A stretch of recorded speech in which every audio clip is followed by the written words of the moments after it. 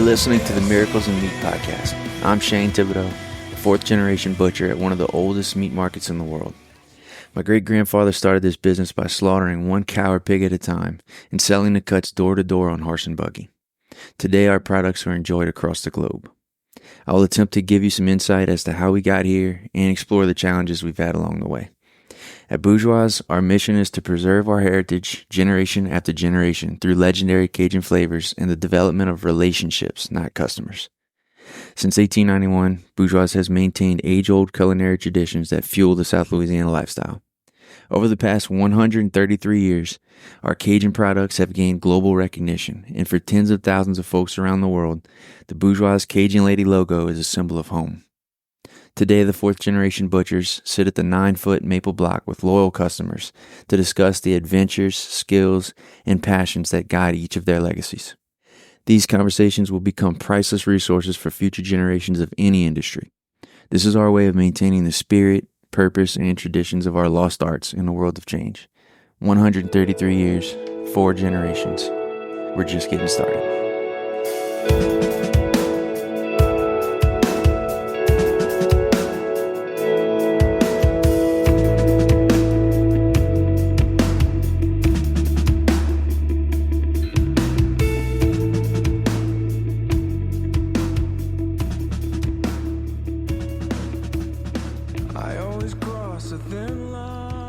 Here we go, episode 9, with my cousin and mentor and United States Marine Corps, Sergeant Major Brody Bourgeois.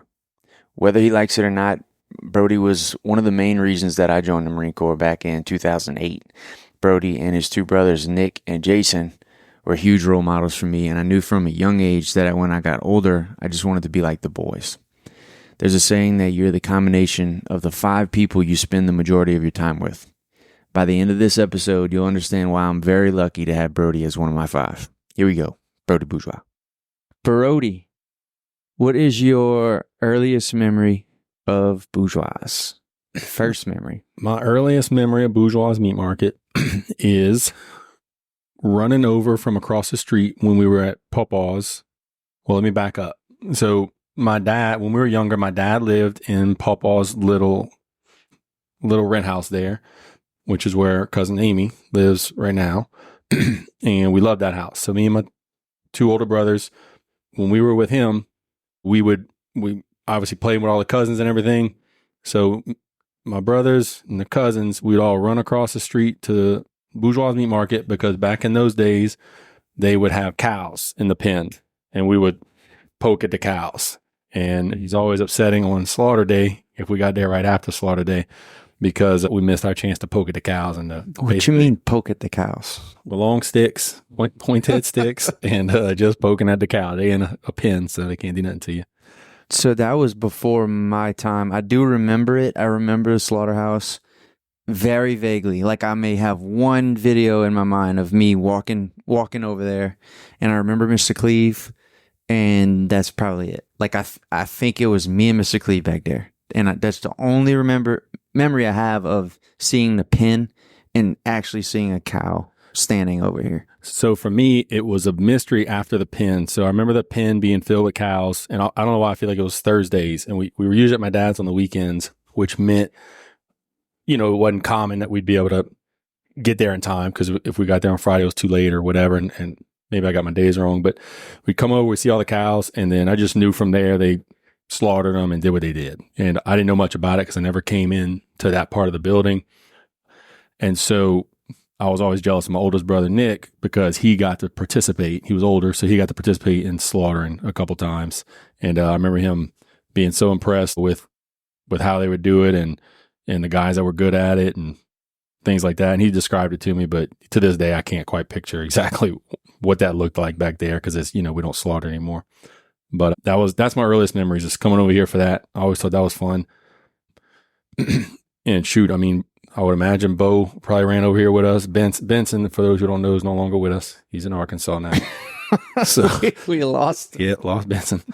But and then cousin Scott, and then Shanna. You were a little younger, but I don't know. I would think obviously Bo probably has, his memories are more involved. But for that, I remember coming over. That was a big deal. The other thing I remember is my dad when we would come over here, it was almost always after hours. We'd come over with my dad if we had to get, whatever, supper, and hopping over the counter, which I always thought was the coolest thing because that was the only way to get into that was how you got in. And so to this day, when I hop over that counter, I think of my dad. And That's so cool. When I was little, because I just think that's a cool thing to do. 2 hands on the counter, jump up, put your butt on the counter, and then swivel your legs across together. Yes. Yeah. Same way. Yep. That's how I get a drink every now and then across the by the drink machine. Yep. Almost knock over the POS system every time. Yeah. So Nick, how much older is Nick than you? So Nick was 3 years. He was born in 81. I was born in 84. So he was 3 years older than me. So, serious note, Nick is actually no longer with us. He passed away in 2010. He got in a car accident, and I'm sure we'll get into more of that later for sure.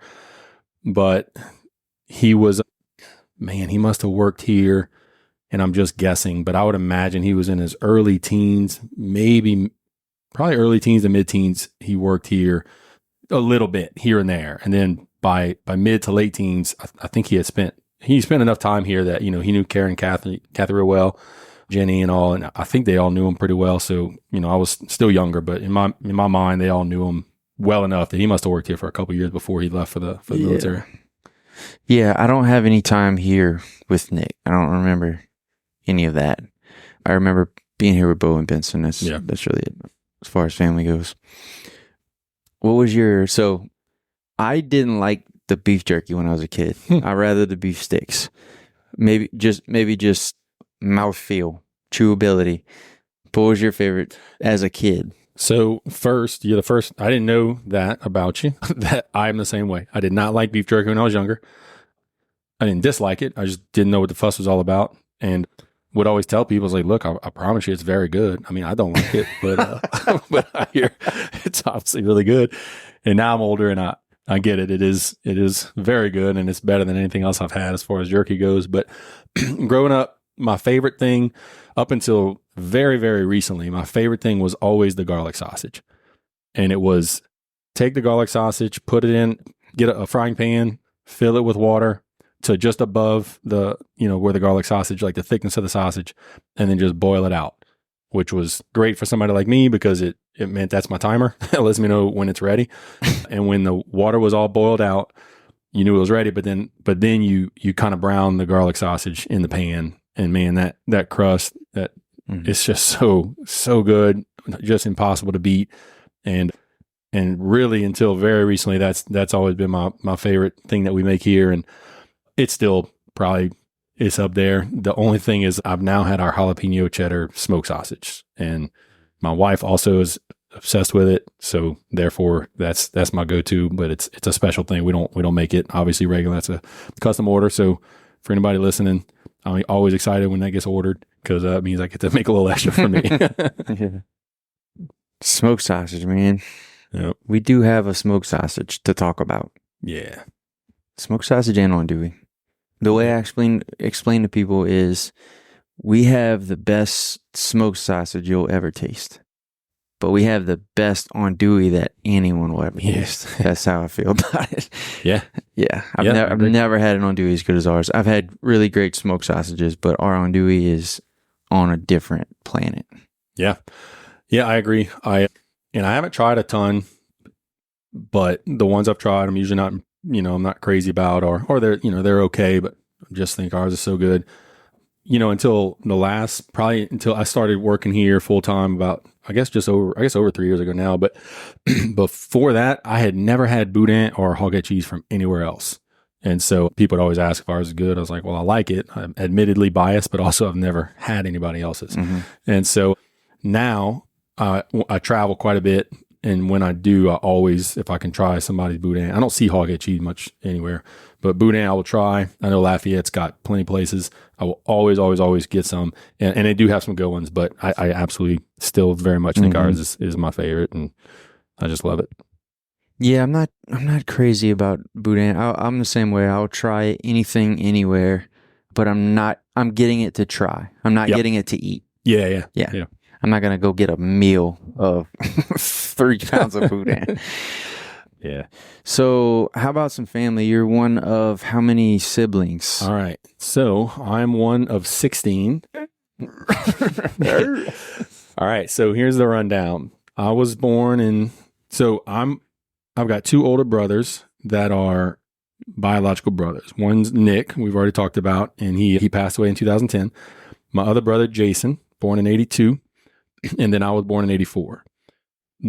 Our parents divorced when we were younger, and my mom remarried, and I don't know what year, but I know that some of my earliest memories, so whatever's the normal age a person has their earliest memories, that's about when she got married, because I do very vaguely remember the wedding. And when she got remarried, that introduced my stepdad with his two daughters from his first marriage. So that's Nicole and Monique. And so I say that to say I grew up, in my memory, I always grew up with, one of five. It was me, Nick, Jason, and then Nicole and Monique. And, for them, I imagine it was very different. Obviously, they were older, and that comes with some, I'm sure even some challenges. But for me, it's just, they've always been my brothers and sisters, and that's just how it is. From there, my mom and stepdad had 3 children together.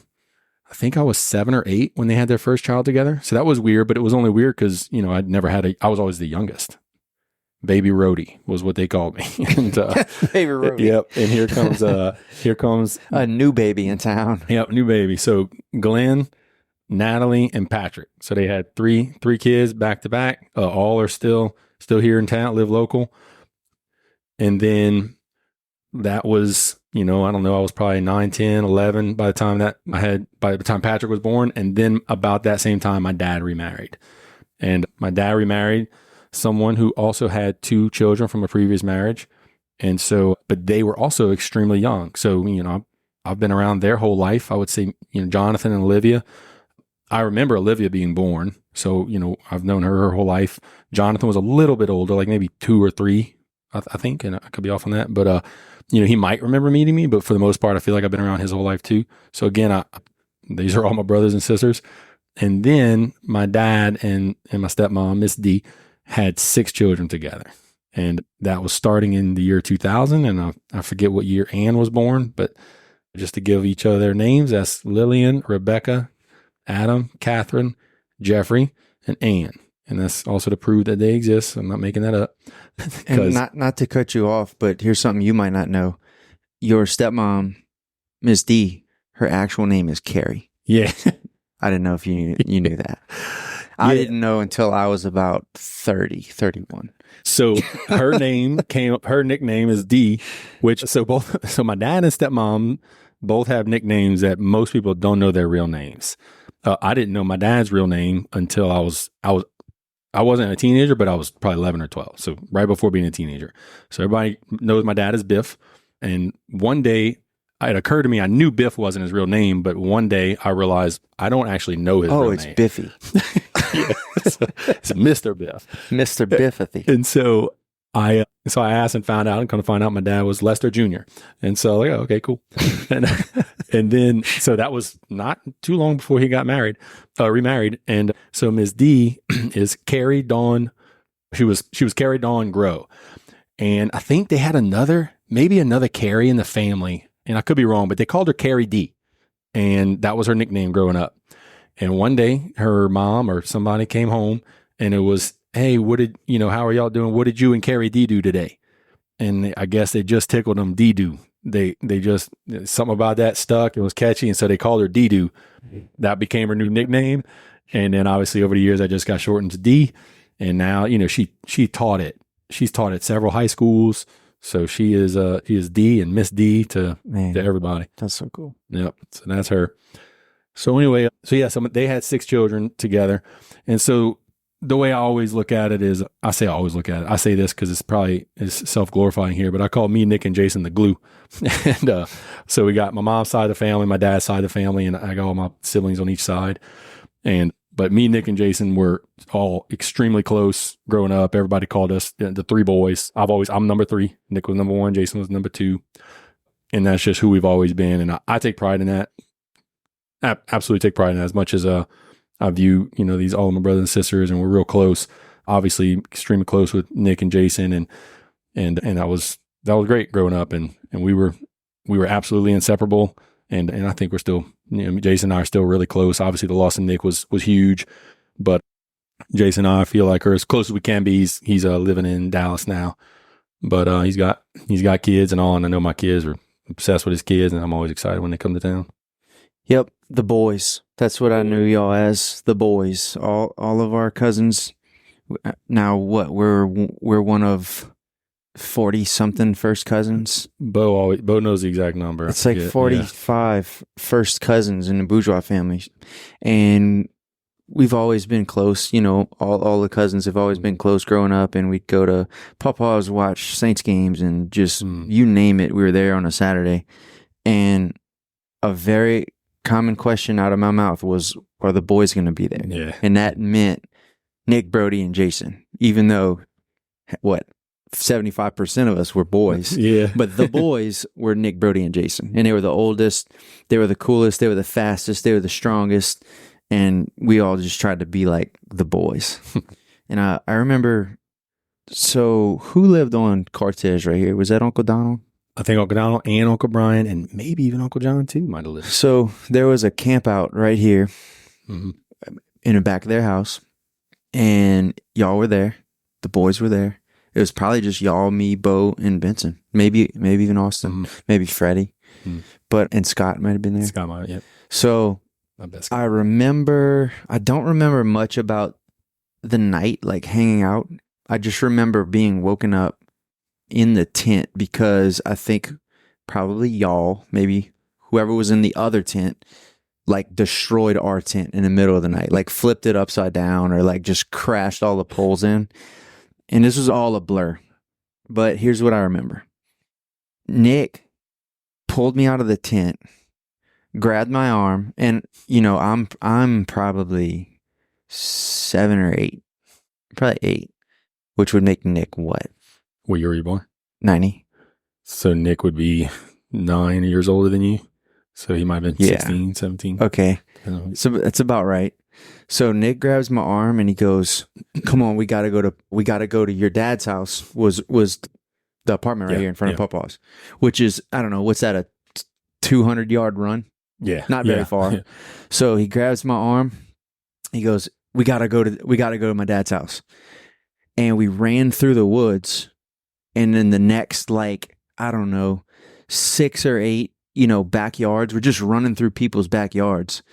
And he was so fast. He was the fastest person on the planet, and I couldn't keep up with him. And like every 4 of his steps, one of my feet would touch the ground, and I'd get like my next little boost. And I was just like flying like a kite behind him. And I remember there was a big scary dog like threatening to murder us, running after us, and he did not care, and we just outran the dog. And it was pitch black. It was the scariest moment of my entire life.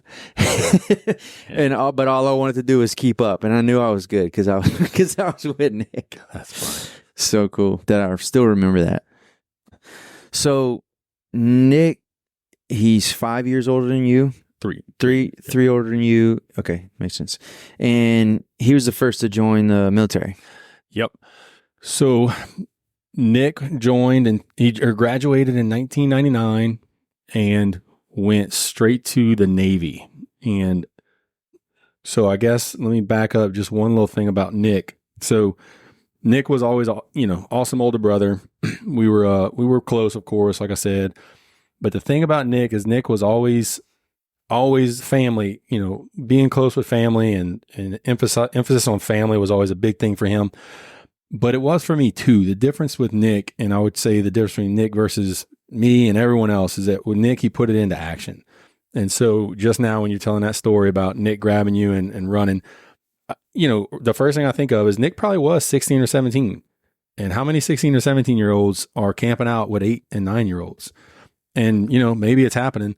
But with Nick, that's what he did. Mm-hmm. Nick was always hanging out with if it's family, and it didn't matter about age. And I even remember for me, there was times, I'd get a little annoyed with, maybe one of the younger cousins, or maybe it was, church kids or something. And it's like, they're little kids, which whatever, but I was 14, 15, maybe I was had a little attitude. I don't know, but Nick didn't at all. And I remember asking him about that, and man, how you how you good at this? Like, or how you do that? And he just, and I don't remember what he said, except that it wasn't a challenge for him. Like, he actually enjoyed that. It wasn't, it didn't put him out at all. That's, that was his friends. And it was, again, especially when it came to family, he always included the younger kids.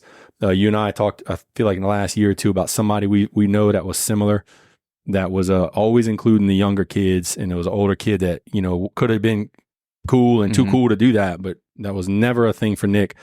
And, now I'm older and looking back, I think, that's not a minor thing. That was a big deal. Yeah, I appreciate it then, but I really appreciate it now. It's a mentor, man. Kids don't have, like, we had great mentors, growing up. And as long as they're excelling and as long as they're around and giving you the attention, you want to be like them, and if you can reach it, then, you can attribute a lot of that success to them. It just from being around, being there consistently. Mm-hmm. But yeah, a lot of people don't have that. A lot of people don't have a family of 40 first cousins. So it has to come from somewhere else. It has to come from maybe a coach or a teacher or, Yeah. So anyway, I always looked up to Nick. He always, obviously he included you, he included me. And he always included us. I always felt special around Nick. Even so in high school, I went to Houma Christian for 8th, 9th, and 10th grade. Nick so we all went to St. Francis until 7th grade. When Nick left St. Francis, he went to Vanderbilt for a year. Let me get this right. Let me tell you, I just don't know the order, but I can tell you this. He went to Houma Junior High, Terrebonne, Vanderbilt, and Houma Christian. He went to all 4 of those schools in what is that, 5, 8, 9, 10, 11, 12, so 5 years. I know he graduated from Houma Christian, so Vanderbilt may have been his 8th and 9th grade years, and that's just because, we were, our parents were sending us to different schools, and ultimately we wound up going to Houma Christian. So that's where he wound up graduating from. But when I get to Houma Christian, it was my 8th. I went there for 8th, 9th, and 10th grade. And so my 8th grade year, I want to say he was there.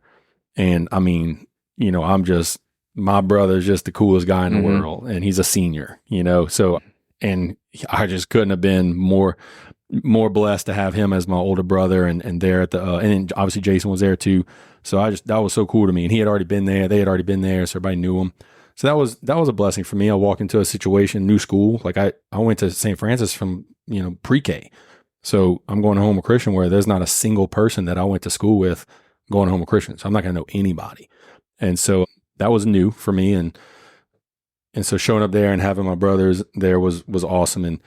And so again, there's Nick always making sure to involve me. I mean, again, what seniors making sure the 8th grader gets to hang out with his friends, And so that was great. So anyway, Nick, forget exactly how it started, but he wanted to be a Navy SEAL for sure. That was like hands down what he wanted to do, and joined the Navy. I remember how he talked to the recruiter. He told me he talked to the recruiters a certain way. Like, this is what he said, and he told me I should do the same thing. He went to each recruiter and said, so let's say he goes to the Army recruiter. He goes, hey, why should I join the Army? And like, why shouldn't I join the Navy? Or whatever. Each one, he had like a question that was specifically, why should I join you and not this other one?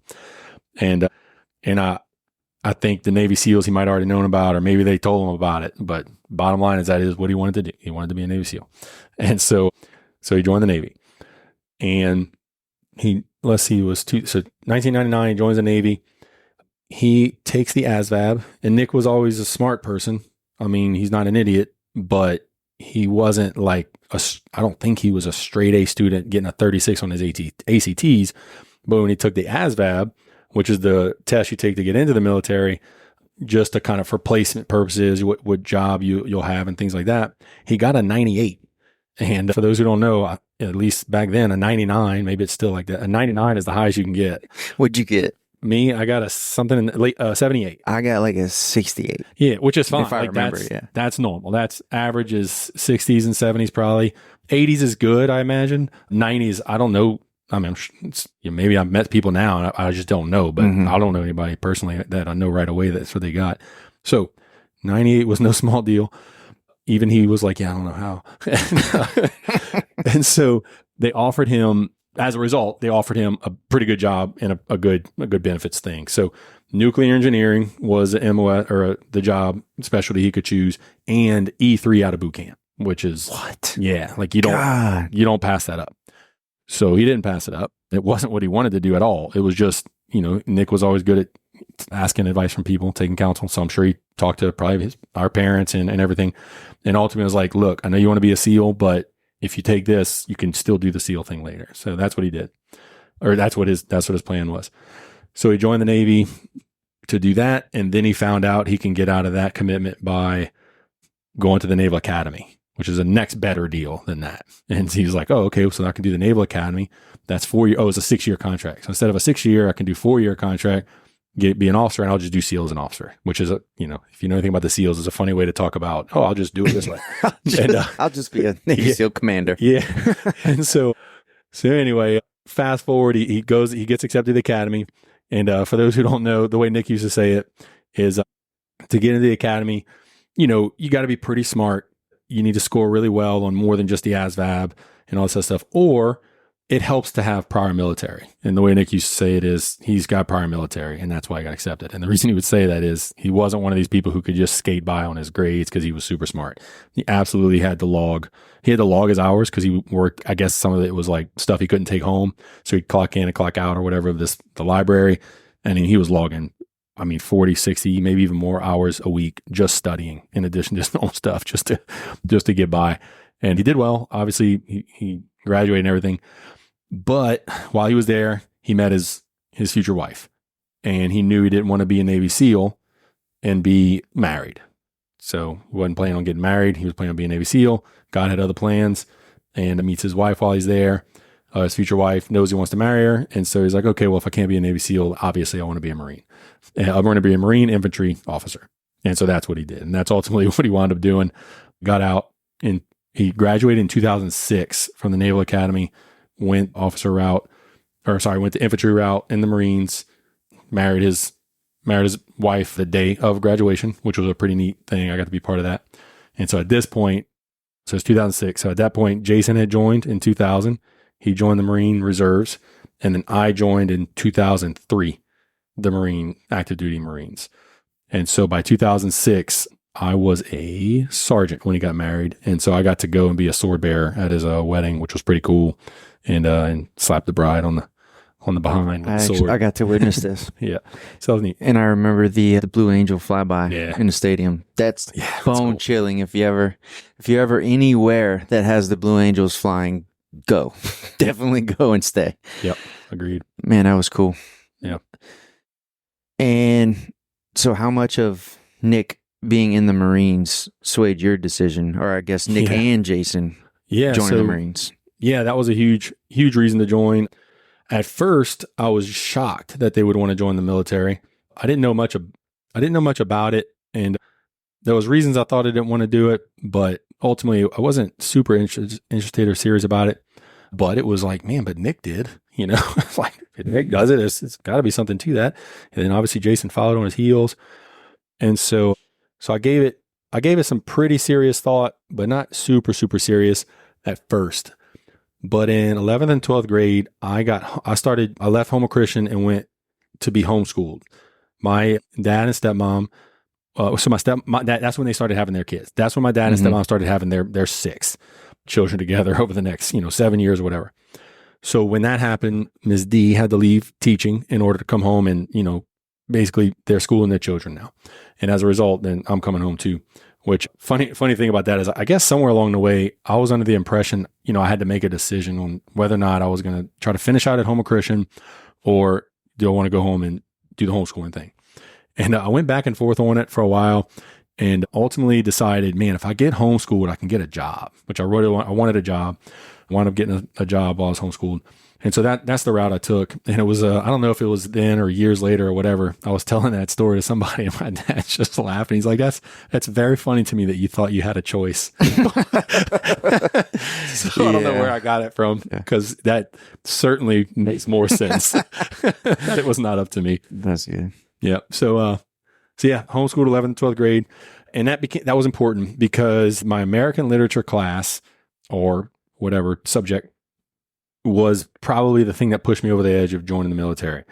And without belaboring this too much, the bottom line is reading all these stories about, the American Revolutionary War, a lot of the 1800s stuff, maybe probably not World War I stuff too much, but you start to read and you realize there was a time, and everybody's heard of this. You realize there was a time in this country when people would like lie about their age to join the military, to go to fight. And that was very encouraging or inspiring to me. But at the same time, I was like, man, I feel like we're the opposite now. This was, it was early 2000s. So I'm still in high school. 2001 and 2, I guess, is when I was in homeschool. So I was just, it's like, man, that was right after 9/11. Mm-hmm. So that's obviously fresh in my mind. And I'm just thinking, man, what a different time, and I couldn't help but think, should I be one of the people that goes, should I do that? And so I started thinking about it a lot. I prayed about it, and that was Nick's thing right away. He's like, I asked him, of course, I asked my dad. Nick gave me all the reasons that joining the military would be great, and it's a good thing to do and all, but that's something he absolutely told me was, but it doesn't matter what I say. You got to pray about that. You got to see what God has for you there. And if this is what you want you to do, then you do it, and it's easy decision. If he doesn't, well, then that's an easy decision too. Just pray about it and see how you feel. And so I tried to do that, prayed about it. Didn't feel like I didn't hear from God or anything like that, but started looking around at different stuff. I called, I don't remember if I called colleges or how that worked. Looked into going to different colleges. Nothing really appealed to me. Talked to the recruiters and did the same thing Nick did. Went talk to all the different recruiters. And I guess my take on that was I watched the Marines. They didn't seem like they were trying to make a quota. They were okay saying no or helping somebody to the next door to go talk to the Air Force, Army, or Navy or whatever. Mm-hmm. They were fine with that. That stood out to me. I thought that was cool. And I know, I think we have a good area. The recruiters in this area don't have it as hard as maybe some other areas, but that stood out to me. I didn't feel like they were trying to sell me or anything like that. But ultimately, at the end of the day, and I got called out on this later, at the end of the day, the Marine Corps was a no-brainer because I couldn't imagine joining any other branch and always wondering, well, could I have been a Marine? And not knowing. We got the hardest boot camp. And years later, what I got called out on was, how many people joined the Marines for the first 3 months? I was like, that was probably me. But, we're definitely different. There's more to it now I know about. But at the time, it was about boot camp. It was all about, I want to go through the hardest boot camp we have. And, that's, I don't know anybody trying to argue that. Maybe somebody would, but it was definitely the hardest. And from what I've been told, so I was like, all right, well, Marines is a no brainer if I join the military. And so that's what I wound up doing. One day I realized I was checking into colleges and I was like, what if I just stop checking into colleges? What if I'm just going to do the military thing and just get that ball rolling? And the ball just never stopped rolling, basically. And I'm happy I did. And it was great. And obviously, just another chance to see Nick at times and both doing the same thing. Jason and I were in Iraq in 2000. So he left in February of 2005 from his 7-month deployment. I got there for my deployment in February 2005. We didn't get to see each other. We had just crossed paths. No, but I say that to say Nick and Jason did, if I remember correctly, got to see each other in country. No, I'm sorry. He saw one of Nick's friends in country or something like that. Or something like Nick's the one orchestrated, of course. I don't know how. Like back then, there was no cell phone. You weren't calling anybody in Iraq. It was probably a beef jerky drop off. Yeah, I know Nick he would peddle the jerky. To wholesale. Yeah, and Jason. They absolutely wholesaled the jerky and did very well. And many people in Iraq were very happy to have access to that. So get me straight on this. Who would send him some? Your dad? Nick? Or your mom? Who would send him like packs of jerky? I don't know how he arranged it. Yeah, but anyway, he would get a shipment. My dad would. Your dad would send boxes of jerky and beef sticks, and then the stories I've heard is like, all the guys on base know about it and then have had it, and will flock around him. And he was selling them for like $10 a pack, or like double, and making him a little bit of cash. Yeah. So what's funny is he started that. I'll never forget. He started that when we were kids at gymnastics. We went to Thibodaux Gymnastics. I mean, when I say kids, we were kids. You're a little older than me, but not that much. But what's so crazy is I remember he charged, I think, a quarter more. When we were kids, he charged 25 cents more per pack. But he did it enough, and he was diligent enough. He might have had 20, 30, which by the way was a small fortune when you're 11 and 12 years old. 20, 30, 40 bucks that he saved up over, maybe a year. And I was like, never saw so much money in my life from selling beef jerky at a quarter more per pack. And, awesome. He's saving them the trip. So he's probably still coming up behind. He's long in the game by the time he got to Iraq. Yeah. So, yeah. So, all right, what was your MOS? Original MOS? Yeah, my original MOS was tank mechanic, which I joined so I went to my stepmom and asked, I wanted to be infantry. That was what Marines do in my mind. Marines are grunts. And so I was going to do infantry thing. And my stepmom, is the one who told me, well, you might want to consider something that's, in case you don't stay around in the Marine Corps forever, which was a weird thought to me at the time. Because I was like, well, of course. In fact, real quick. So when I finally signed, the recruiter puts the contract in front of me. And when you join the military, most people, it's a 4-year contract if you're doing active duty. And then there's a 4-year inactive reserve, they call it. So you do your 4 years and then you get out. And if you don't re-enlist, you get out and you have 4 years where you're on the books. They can call you back up, for probably an oversimplified way of describing that. But I'm looking at this thing and I'm having him describe to me what that means. And he's focusing on the 4 years because he's thinking, I'm like, what's this 8-year thing? But I was like, no, I was going to do 20. And he was like, yeah, it doesn't work like that. I absolutely thought I was signing up for a 20-year contract until I saw that thing. And so that made my stepmom's advice all the more like, well, that's probably not going to be important. And her advice was, something you can use on the outside. And infantry's certainly has a great skill set, and those guys can do just about anything, but it doesn't always translate well on a resume. And so anyway, I took her advice, and so I chose combat vehicle repair, which is basically a mechanic. And I thought of our Uncle Brian, because I didn't know I had built houses at this point. I'd helped build houses. I'd done some carpentry. I'd done landscaping, maybe a couple little odds and ends here and there too. So I like the idea of knowing a lot about, jack of all trades, master of none. I was like, I like that. So, but I don't know anything about being a mechanic. So combat vehicle repair was the equivalent to a mechanic in my mind in the military. So I chose that. Well, as it turns out, you can become an amphibious assault vehicle mechanic. You can become a light armored vehicle mechanic, or you can become a tank mechanic. I think those are the 3 things that were on the table for me. And I didn't realize it at the time. I just combat vehicle repair. Well, I got chosen for tank mechanic. A tank mechanic, or a tank, is a turbine engine, which is what they use in airplanes as a jet engine. And so to this day, I still know absolutely nothing about zero carryover. Yeah, no carryover into the civilian side. And so that's what I chose.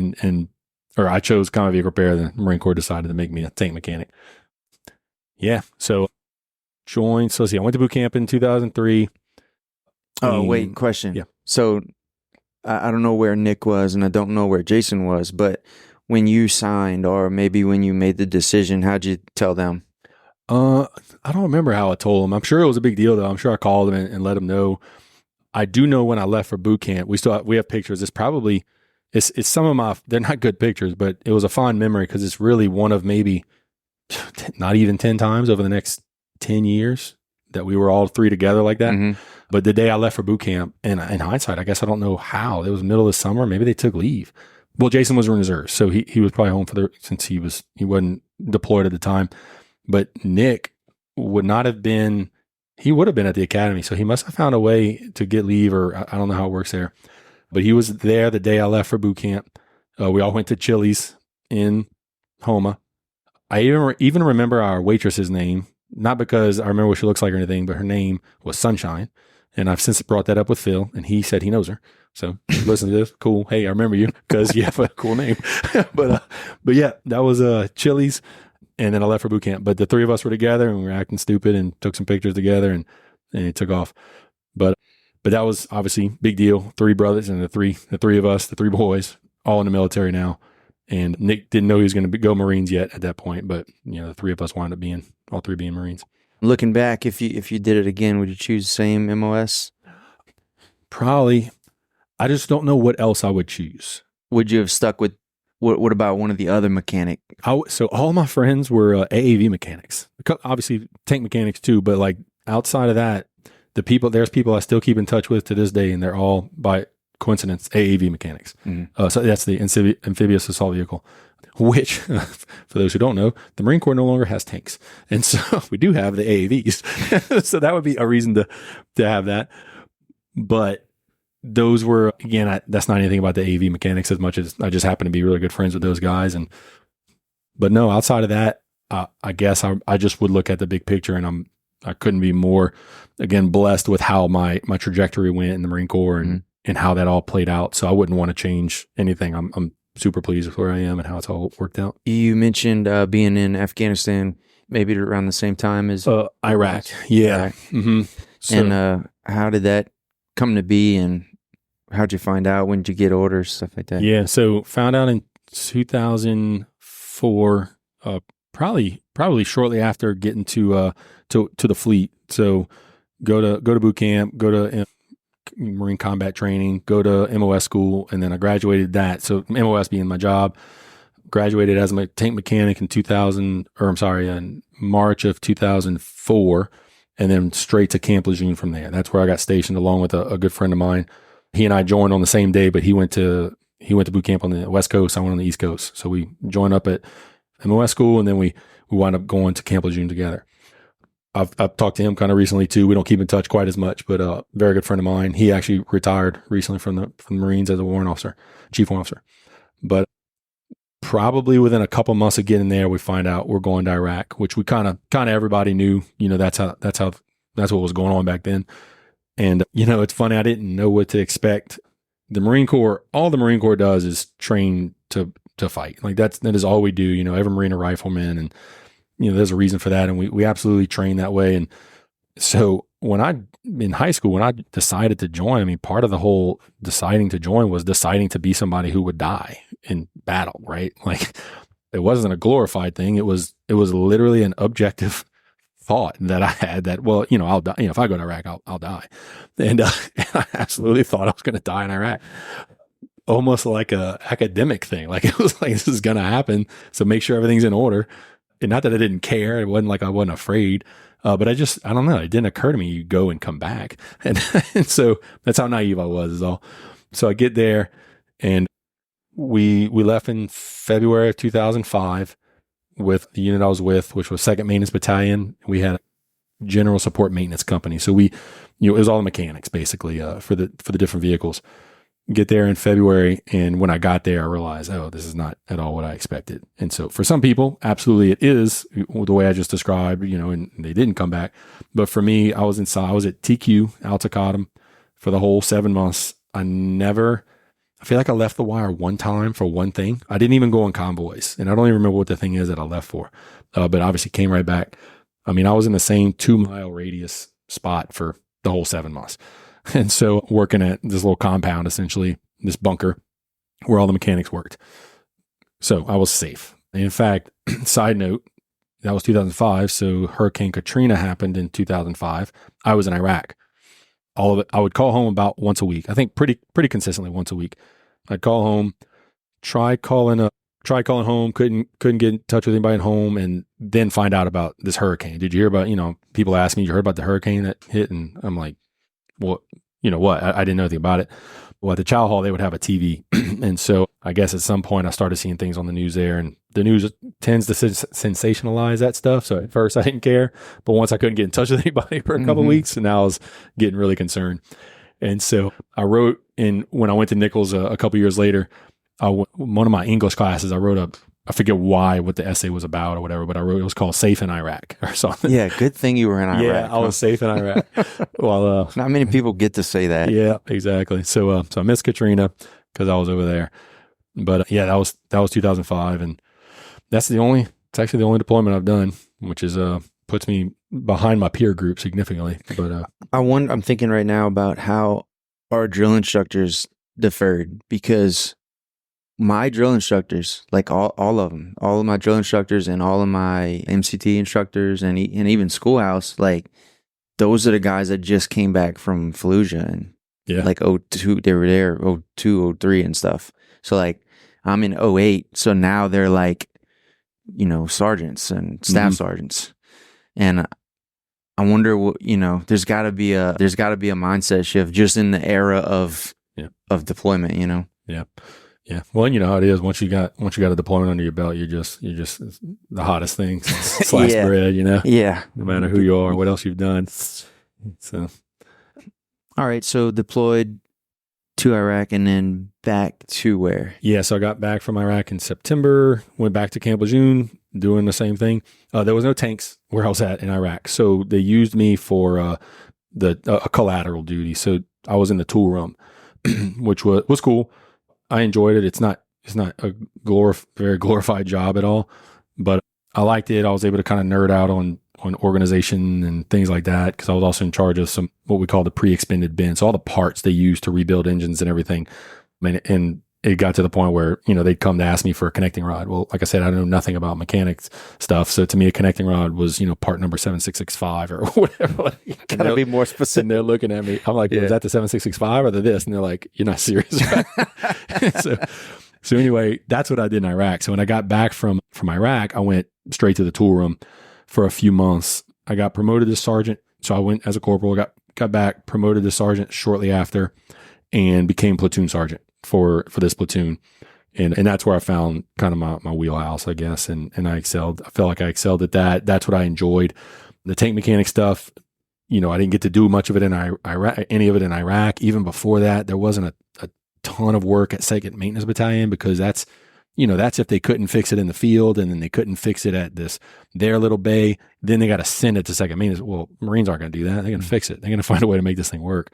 So I did very little tank mechanic stuff. Once I was platoon sergeant, I realized, you know, I'd kind of been bred for that, and I thought I did well, and I certainly enjoyed it. And that's how I finished out my active duty years, was as a platoon sergeant there at Camp Lejeune. That was like your first leadership position? Yes. Yep. Who was right over you? So right over me, there was a staff sergeant who was very uninvolved, and I don't mean that in a bad way at all. Like, he was probably more operations side. So more often than not, who I would answer to from a leadership standpoint or personnel standpoint, let's put it that way, was a Gunner Sergeant Little, Sylvester Little. He goes by Sly. We called him Gunny, obviously. But he was a very, very large man. Not little at all. But I learned a ton from him. There are still things from him that I haven't forgotten, that I have used and shared with other people, that I think it's helped them too. He was great. So it was a Gunny that I would answer to. And then his boss was our platoon commander. And the platoon commander was also really good. In Iraq, I didn't know him that well. He was with us in Iraq. I didn't know him well out there. Obviously, I was just a corporal, and he's got bigger fish to fry type of thing. But once I was his platoon sergeant, essentially, obviously, he and I spent more time together. And I never once felt like he necessarily liked me or anything like that. But he always treated me extremely like I was just as mature and professional as they get. And just, I really owe a lot to him for giving me the opportunity to fail at times and everything. But he never once held me back. He let us do our thing and more or less ran the show as long as things were going smooth. And he let me do that. And I appreciated that. So cool about military experiences, the people that you get to learn from, and, you know, you're forced into a lot of those positions, and you're also forced into leadership positions with people you don't necessarily desire leading, but you got to figure out a way to do that, you know? Yep. So before we get into what you do now with the Marines, give us like a rundown on, I'm just going to say some words that no one knows, okay? And then you explain how it all works and what it looks like. Company, brigade, unit, platoon, squadron, battalion, fire team, squad. Tell us what that stuff means, because even in my service, I never truly understood. Yeah. And part of it is because I wasn't really on a typical Marine Corps base. Yeah. But I really did. I never understood it, what it looked like from the top, just because I never studied it. But I know you're super familiar with that stuff right now. So let me preface this with this. So in 2018, I was promoted to first sergeant. That was my previous rank from this one. And that's when I got real serious into everything. Before that, I was not unserious about it as much as not as engaged as maybe I should have been. And I'll readily confess that to people now. And you were skating, is what they call it. Yeah, probably. So. Once I got promoted to first sergeant, that absolutely went out the window. It dug my heels in, and we went all in. Well, that's when I started, eating and breathing and drinking Marine Corps stuff. All the more, let's put it that way. So I tried to, a lot of this stuff comes up. Like the question you just asked has come up and with my wife, because she wants to know, as a first sergeant, I was a company first sergeant. Well, if I get promoted to Sergeant Major one day, what does that mean? I was like, well, I'd be like a battalion Sergeant Major. It's like, you need to know the difference between a company and a battalion in order for that to make any sense. And so I try to teach Abby these things, my wife, and bless her heart, she is super proud of me and she's so interested in everything, but nothing puts her to sleep quicker physically. She will literally physically, if we're sitting up, it doesn't matter. You'll watch her eyes just start to glaze over. And she will start falling asleep when I talk about this stuff. So I'll try to keep it brief. But the point, or the main thing is to think from the ground up. So you have an individual, and I'll oversimplify it. So I'm sure some Marines will be mad at me about this. And there's actually been some changes recently. But so there's an individual Marine who's going to be part of a fire team, which is 3, used to be 4 people. Now I think it's 3, or maybe that's still evolving. 4 people, that's a fire team. 3 fire teams make up a squad, and 4 squads make up a platoon. And if you do the math, you come out to somewhere around 60 people make up a platoon. Now, when I was a platoon sergeant, we had 80 something people. There's some platoons have 20 people. So, that's not hard and fast rule. Now, when it comes to the infantry side of the house, which is what everything is based off of, some of that is hard and fast rules. And you may still have gaps, but ultimately that's what you're looking at. But outside the infantry, you're going to use the term fire team, but that's a corporal is over his fire team because he has maybe 3 lance corporals, or maybe another corporal and 2 lance corporals kind of under his charge, if you will. And so we call that a fire team, but they're not, there's not a machine gunner and rifle, it's used as an element, a size element. And so anyway, probably looking at the bigger stuff makes it easier. And that is, again, a platoon of Marines is, let's say 60 to 70 Marines who all are, working toward a common goal of, whatever that they work on. So if it's a comm platoon, communications platoon, these are going to be all your radio operators, your radio technicians, the list goes on. There's different types of technicians, all that kind of stuff. So these guys all have very similar jobs, MOSs, and that's their platoon. Well, you might have a food service platoon. Well, these are all your cooks and everything. You might have a motor T platoon. That's all your drivers. Well, maybe you have a mechanic platoon. That's all the guys who work on the trucks that the guys drive. Well, usually, I guess I don't actually know what the hard fast rule is, if it's 3 or 4 platoons make up a company, but that's a company. A company is going to have, from 100 to 200 Marines in it. Typically, that's a company. And then a battalion is made up of X amount of companies. So I could tell you, I came from, my last unit was infantry side. I was with 123. So that's 1st Battalion, 23rd Marine Regiment.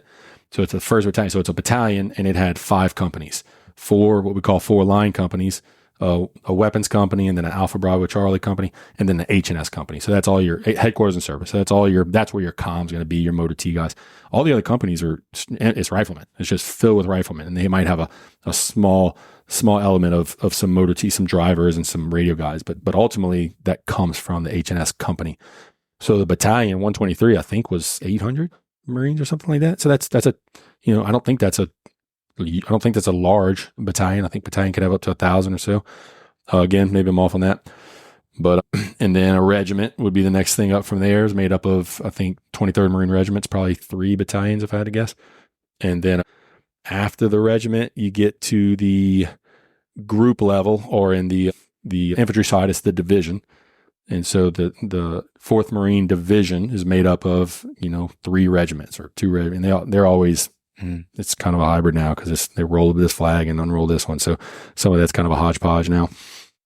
But yeah, so all the way up to a division, and to, I guess, cap it off. So I'm in the reserve. So Now that I'm in the reserves, there is Marine Forces Reserve is the top of the top. So that's a 3-star general, that's a commanding general. And he has 4th Marine Division, which consists of the regiments, and each regiment has all those battalions. Each battalion has all those companies. Each company has all those platoons with individuals. But he has 4th Marine Aircraft Wing, which is what I'm part of now. And that's massive. That's going to be all the planes, all the pilots and everything. And those are groups. So I'm part of Marine Air Group, which is like the equivalent to a regiment, but we use the word group on the wing side. And the group is made up of squadrons. And I'm in a squadron, which is the equivalent to a battalion. And again, it's just different words for the same, different elements because of what it is. But anyway, I'll stop there because I don't think it gets more interesting than that. But that gives you an idea of the size and element of things and what it all kind of looks like and who's who in the zoo, I guess, as far as that goes. And your current billet is what? So I'm the Squadron Sergeant Major for MWSS 473. So that's Marine Wing Support Squadron 473. And that is a squadron in MAG 41. MAG 41, America's MAG, is massive. It's a pretty awesome thing. It's 12 squadrons or something, maybe, I think it's 12. 12 squadrons, mostly flying squadrons. So it's going to have your C-130s, your Hueys, your F-18s, and all the birds, all the planes in the different squadrons. But there's 2 MWSSs, and those are ground support. So what our squadron does is pretty fascinating to me because I didn't know it existed prior to getting to this unit a year ago.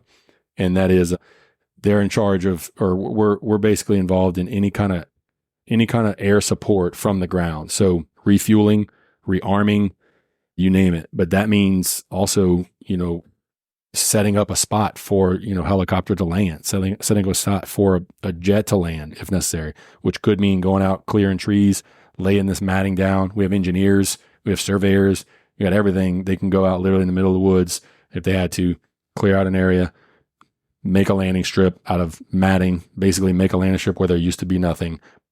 Bird can land, we can refuel it, and the bird can go. We can rearm it. Like, that's very cool to me.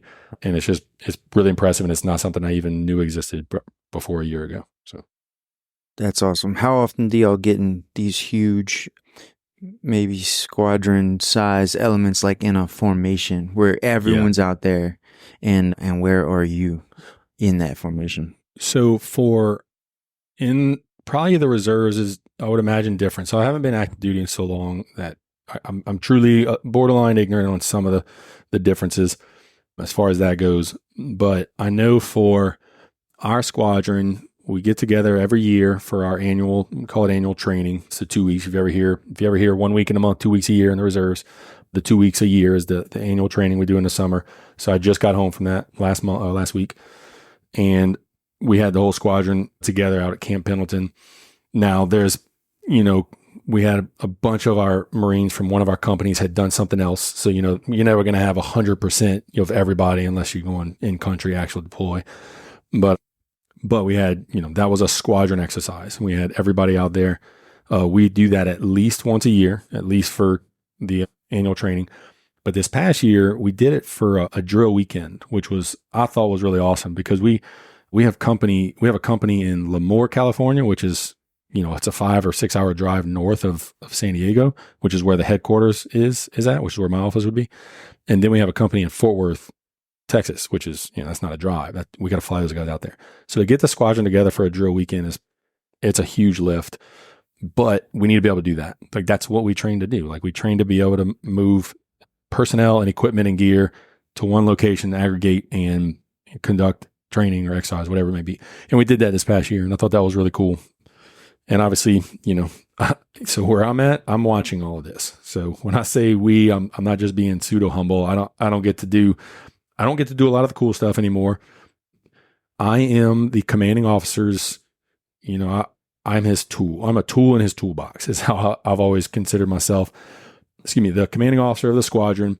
He's the guy in charge. He's the boss. He runs the show. He is, by Congress slated to be the commanding officer of this squadron. So it's a legal right. It's, you name it. He's been appointed, and he's the man. I'm an advisor to him, and he can use me or not use me as much as he wants or as little as he wants. right now, the commanding officer I work for is awesome. I've actually not had any bad experiences with that, if I'm being honest, like even before now. And I'm not just saying that. I have heard, obviously, there's times that you can butt heads with your boss, and I'm sure it goes both ways. My boss right now he and I get along great. I think we think very, very similarly on a lot of subjects, which is great. What I try to do when I get to a new unit now in my position is just feel out what the commanding officer wants from me. If he wants to know every single thing that's going on, I'm going to tell him if that's really what he wants to know, I know every single thing that's going on. I am going to poke my head into everything, and I'm going to find out as much as I can about everything. My job is to sift through it and give him what he needs. And most don't want nor need to know every single little thing that's going on, which is perfect because I get to know that, but I don't have the burden of command. So I can feed him the information that helps him make decisions, that lets him know what he needs to know, what he wants to know. And that's how I view my job there. That's how I view what I do. And then I bring some unique things to the table as far as enlisted matters. So, I've been an enlisted man for 21 years. He's never been an enlisted man, and so he absolutely is always open, and usually they are open to what we had to say on enlisted matters. If it's a personnel issue, and most of the Marines are enlisted usually because the officers are they're the top leadership positions. So by definition, you're not going to have as many of those. So your unit is made up of enlisted guys. And so that's where I come in with the experience and the time that I've been there, that I can help weigh in on a matter in a way that maybe he hadn't thought of or whatever. Or I can listen to what he's thinking and see, well, sorry, maybe you didn't, maybe consider this too. But the reason I say we get along great and we think similarly is he's got such a very diverse background. And so he'll present something or propose something and kind of run it by me. And I'm like, yeah, man, it's perfect. Like don't feel super useful to him yet, but it's cause he's very good and he's a smart guy. And, but yeah, we get along good, and we still go after it together. So. All right. So after your active stint, what happened when you came back home? All right. So I got off active duty in 2007. The reason I got off active duty was because I wanted to get married to my wife, Abby Bourgeois. She was Abby Malbrew at the time. And I'm going to just try to tell this story. So I got off active duty in 2007, got home, and Abby and I got married about a year and a half, maybe a year and a few months after I got home, which was a year and a half too long, according to her, which I appreciate, but she doesn't. So, but I do want to tell that story because it's kind of cool. So I proposed to Abby in October of 2008. I proposed with her parents, my parents, all of us. In fact, both my mom and dad, and obviously my stepmom, stepdad. So we had six couples there, plus Abby and I, and we had dinner at our mom's. I proposed with a ring pop because Abby's super frugal. If you don't know her, or if you know her, that won't surprise you. So I thought it'd be funny to get a ring pop and propose that way. But I did also kind of weasel out, and I had a real ring too. But that wasn't until later. She said yes with the ring pop. So to her credit. The next thing that happened was we came up with a date in February that we thought would work out. One of the things that was really important to us was having my brother Nick there, and Abby was at that point, she knew Nick well enough, or at least knew my relationship with Nick well enough, and with the family and all that, that was important to her too. And I always appreciated that. And so we picked a date in February because Nick was supposed to deploy in March of 2009. And so we wanted to get married. We didn't want to wait till he got back. We didn't want to have a long engagement necessarily, but we didn't want to take any chances of him not being able to be there. So we're like, well, let's do February. And I don't remember the exact date in February, but that gave us just over 5 months, maybe right at 5 months to plan the wedding. And we didn't want a big wedding or nothing, so that was easy. Well, fast forward a month and a half, maybe 2 months. It was just before Christmas. I don't know the exact day, so let's see, I can guess. It was December 17th or 18th. I know that it was a Thursday, and I'm at work, and I find out, and we did nothing up to this point to prepare for the wedding at all. We had literally done nothing. I guess Maybe Abby probably got her dress started, or maybe not even that. I don't know. But again, wedding would be a big wedding, and we needed help anyway. So it's a Thursday. The following week, Christmas was going to be on a Thursday. Yep, it was going to be on a Thursday. So it was the week before on a Thursday, week before Christmas. I find out from my brother Nick that his deployment is very likely going to get moved to the left. So he was going to be deploying in late February, maybe even sooner. He wasn't sure, but he was telling me because he knew about the wedding situation, and, he wasn't really asking us to move it because, he didn't know his exact thing. He was just letting me know. But I was in a bit of a panic because of the possibility of him not being able to come to the wedding. He had already missed pretty much all the siblings' weddings, and I know he felt bad about that, but it was always, it was a reason for all of it when, like, he wanted to be there and everybody wanted him there. It just never quite worked out. So it was really important to me, really important to Abby. So I was a bit of a panic. I call Abby, let her know. Long story short, we're back and forth on the phone. She's talking to her mom, who's going to obviously be pivotal in arranging it because she had the restaurant, and she has the restaurant in Houma, and whatever. I'm also at work. I can remember where I was sitting in the truck. I was building houses at the time, and with some guys I'm friends with. And at one point, back and forth on the phone, trying to figure out what's a better date that still works for everybody, Abby kind of jokingly said, well, why don't we just get married next Tuesday, which was 2 days before Christmas, but whatever. Tuesday felt like a random arbitrary thing to say in the moment if you're just kind of messing around. And the random arbitrary response to that for a person with a sense of humor like me is sure. And then we hung up, and she had to, do whatever she was doing, and I was doing whatever I was doing. Well, maybe 10 minutes later, maybe a little longer, I don't know. She called me back, and hey, Tuesday works. Everybody's going to be available for Tuesday. So come to find out, at that moment, she was serious when she brought up the Tuesday thing. And also come to find out with her, when I said yes, I was just joking. But I didn't actually. It's fine with me. I'm the guy. I don't care. I don't need a year and a half engagement. I just want to get married. So it was a Thursday, and we were going to be getting married in 5 days instead of a few months. And it's funny, I think one of the things she told her mom to kind of convince her mom to be okay with it was, Mom, we can kind of put this off and stress about it over the next few months, or we can just stress about it over the next 5 days. And at the end of it, Brody and I are still married. So something along those lines, which I appreciate about my wife and my mother-in-law, of course, that she agreed.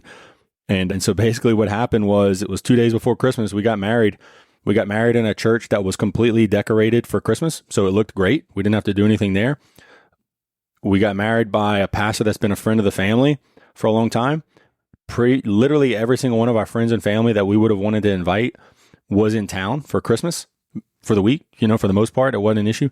There's literally only one person I know that I can think of that we absolutely, really close friend that we wanted to be there, and he couldn't be there. He worked offshore at the time, and he wasn't available. But that was it. It was just the one guy, and his family was still able to come, which was great. His daughter actually videoed it for us, which was awesome. We still have that. And so, yeah, we have a wedding video. We got married in a nicely decorated church. And then after had the reception, and had all our friends and family there. Oh, and my wife's bridesmaids, which was like her sister and close friends. I don't even know the full story to this day, but they all had matching dresses somehow last minute. And then we went to Abby's mom's restaurant, Cafe Dominique, now Dominique's Bistro, which is run by her sister now, Dominique. But which is obviously an amazing restaurant and still is. And, couldn't have asked for better. Everybody went over there. It was, everything about it seemed like a wedding that had been planned for, a year, and got put together in 5 days because people who knew their skill and knew their job and could do it well. And I had the easy part of just showing up. And that part my wife's not too crazy about because I think she had a pretty stressful few days. Certainly the day of was pretty rough. I knew she had a lot going on, and I had absolutely nothing going on. In fact, I had some friends in town, and I went hang out with them on that day, which I'm neither ashamed nor proud of because I don't think there was anything I could have helped with. I think she just doesn't like that it was so easy for me. So anyway, I always thought that was a pretty cool story. Testament to the kind of woman my wife is, which is cool. She's great. She still is.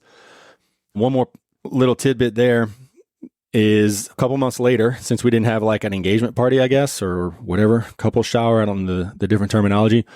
A close friend of the family on Abby's side had like basically like an engagement party, but we were married at that point at their house. And it was just a few months later. I remember the weather was real nice. I don't remember the exact month, but I want to say we had crawfish and all, so it was probably crawfish season. But super, super nice. I couldn't be more appreciative of them doing that for us. It was very nice.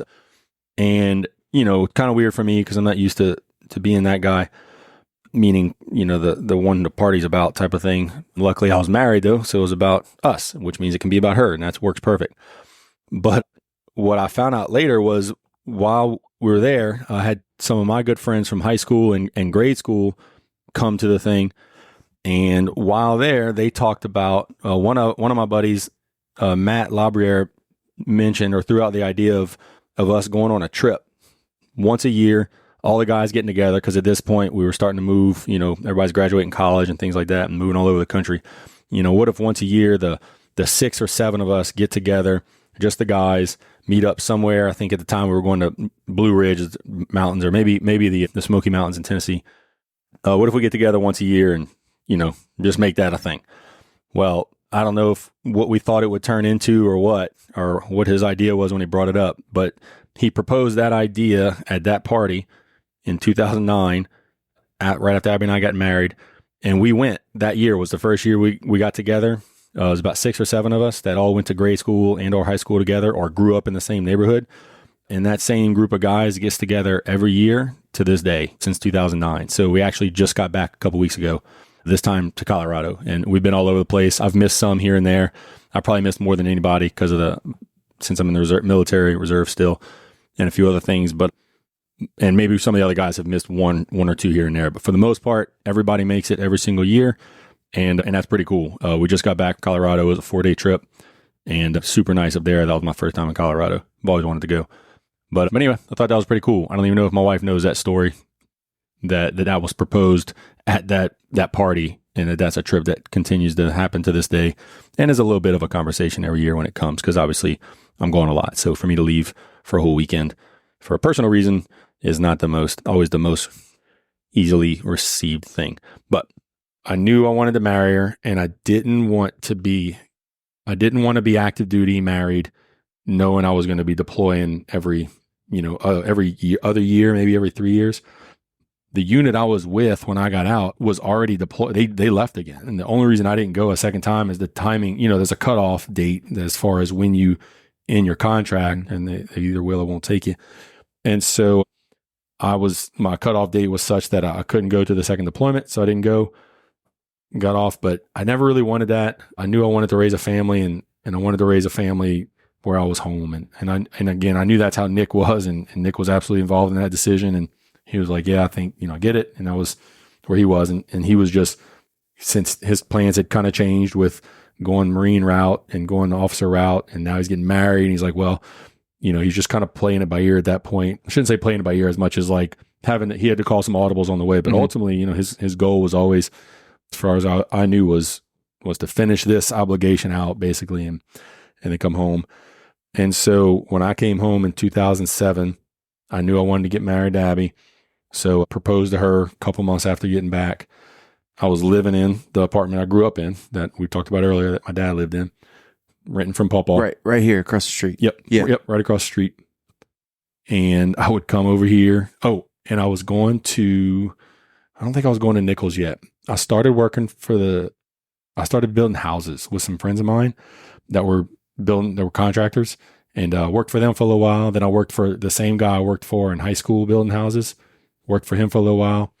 And then I also worked at Vita Paint in Houma, which is where my dad has worked my entire life, which was just some of the best years of my life. I'd never thoroughly enjoyed the work at the paint store. It was, nothing about the place that was the work that was great. It was just obviously spending all that time with my dad each and every day was absolute highlight of my life. And, there was a point at which I realized, my dad's around a lot. He's not, he doesn't travel or anything, but, he works he worked a 7 to 5. So he was gone a lot as far as that goes. And so at one point I realized, I was like, man, I'm around my dad more than probably any of my brothers and sisters have ever got to be around him our whole lives. So that was such a treat.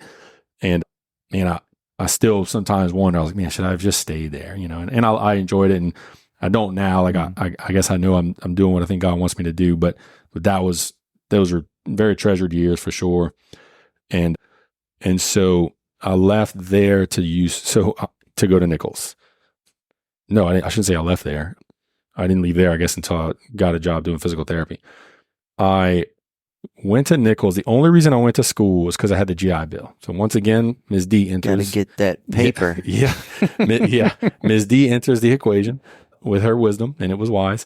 And she's like, well, because I was like, I enjoy building houses, and that's kind of what I was thinking of doing. I enjoyed, obviously, when I was at the paint store, and I was like, either one of those is fine. And he's like, but you do have the GI Bill available, and it might be wise to, I had some back problems, nothing too serious, but what if it gets really bad? Now, what are you going to do? So maybe having something to fall back on is not a bad idea, and you can go get a degree. So I decided to do that. I went to, at first I wanted to go athletic training.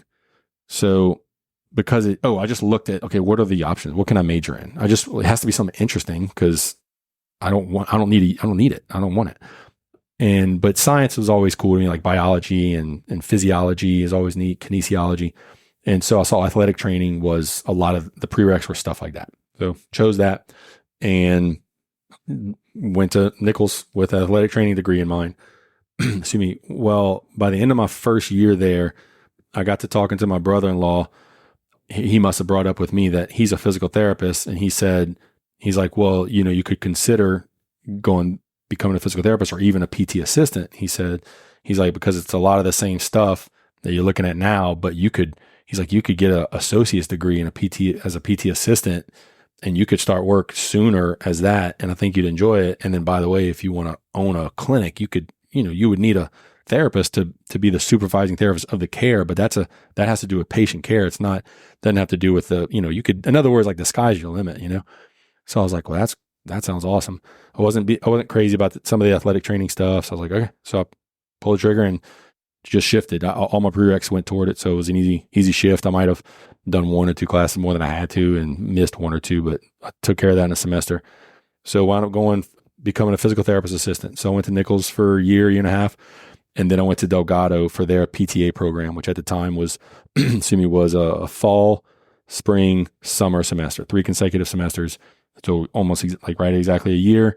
As long as you had your prereqs done, you go to the PTA program, you come out with an associate in applied sciences and PTA. So I did that. And while I was doing that, I can remember, just to bring Nick back up again and to bring up this market, because it all comes full circle. Nick and I had a conversation while I was living in the apartment across the street, and it was about him getting out. When he gets out, he's come and work at the market. That's what he was coming to do. It was what everybody knew. That's what Nick was going to do. In fact, there was times we didn't know. We probably just didn't ask Bo, like, Bo, you're gonna, what's the plan? When your dad retires. And Nick was like, well, if nobody else wants it, he's like, I'll have it. But Nick was also like, I don't care who owns it. Nick's like, I'm working at the market, and that's what he was going to do. And I was like, well, you work at the market, I'm working at the market. Period. Like, that's happening. We'll find an owner later. Well, yeah. I just remember thinking, all right, I guess I'm working at the market one day. And that was another reason to get the degree, get all that done, because eventually Nick's coming home, and no matter how good a job I have at the time, which I went on to have a very good, physical therapy was an awesome job. And I still love it. But I remember thinking okay, I guess I'm going to work at the market one day. And because as much as I enjoyed working with my dad, the big thing, and that was probably what we talked about, was like, well, look, if you and I are working at the market, obviously Daddy's got to come work at the market because we want to get Daddy back in the market. And so, we're just scheming, plotting basically. And so that was probably one of our last conversations. I don't know for sure that was the last conversation, but sometimes I wonder, because I remember where I was at, and I don't know that we talked again after that, because I was, maybe not quite a month before he died. So I was living in the apartment still, I guess I was not at Nichols at the time. Must have been going to Delgado at that point, because I was finishing. I knew I was going to do physical therapy at that point. And, and so that's what I did. And Nick at the time, this must have been 2010. And I think he was going to be getting out in 2012. So I remember thinking, that'll be enough time for me to get into the therapy thing, figure it all out.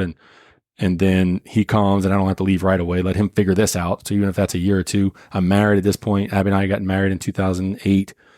And so I knew, I had some time, but I was like, I'm doing it. And I was, I knew I'd be happy to do it. Obviously, just the thought of Nick coming home had me pumped.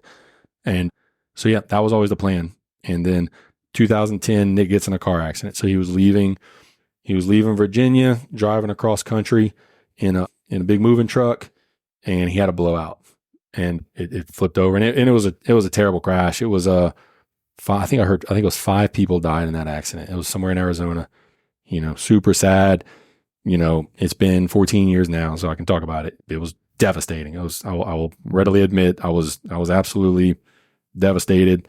I had never experienced death like that before, so that was a new experience, and I don't ever want to experience it again. But I know it's part of being here, and so that was an eye-opening experience.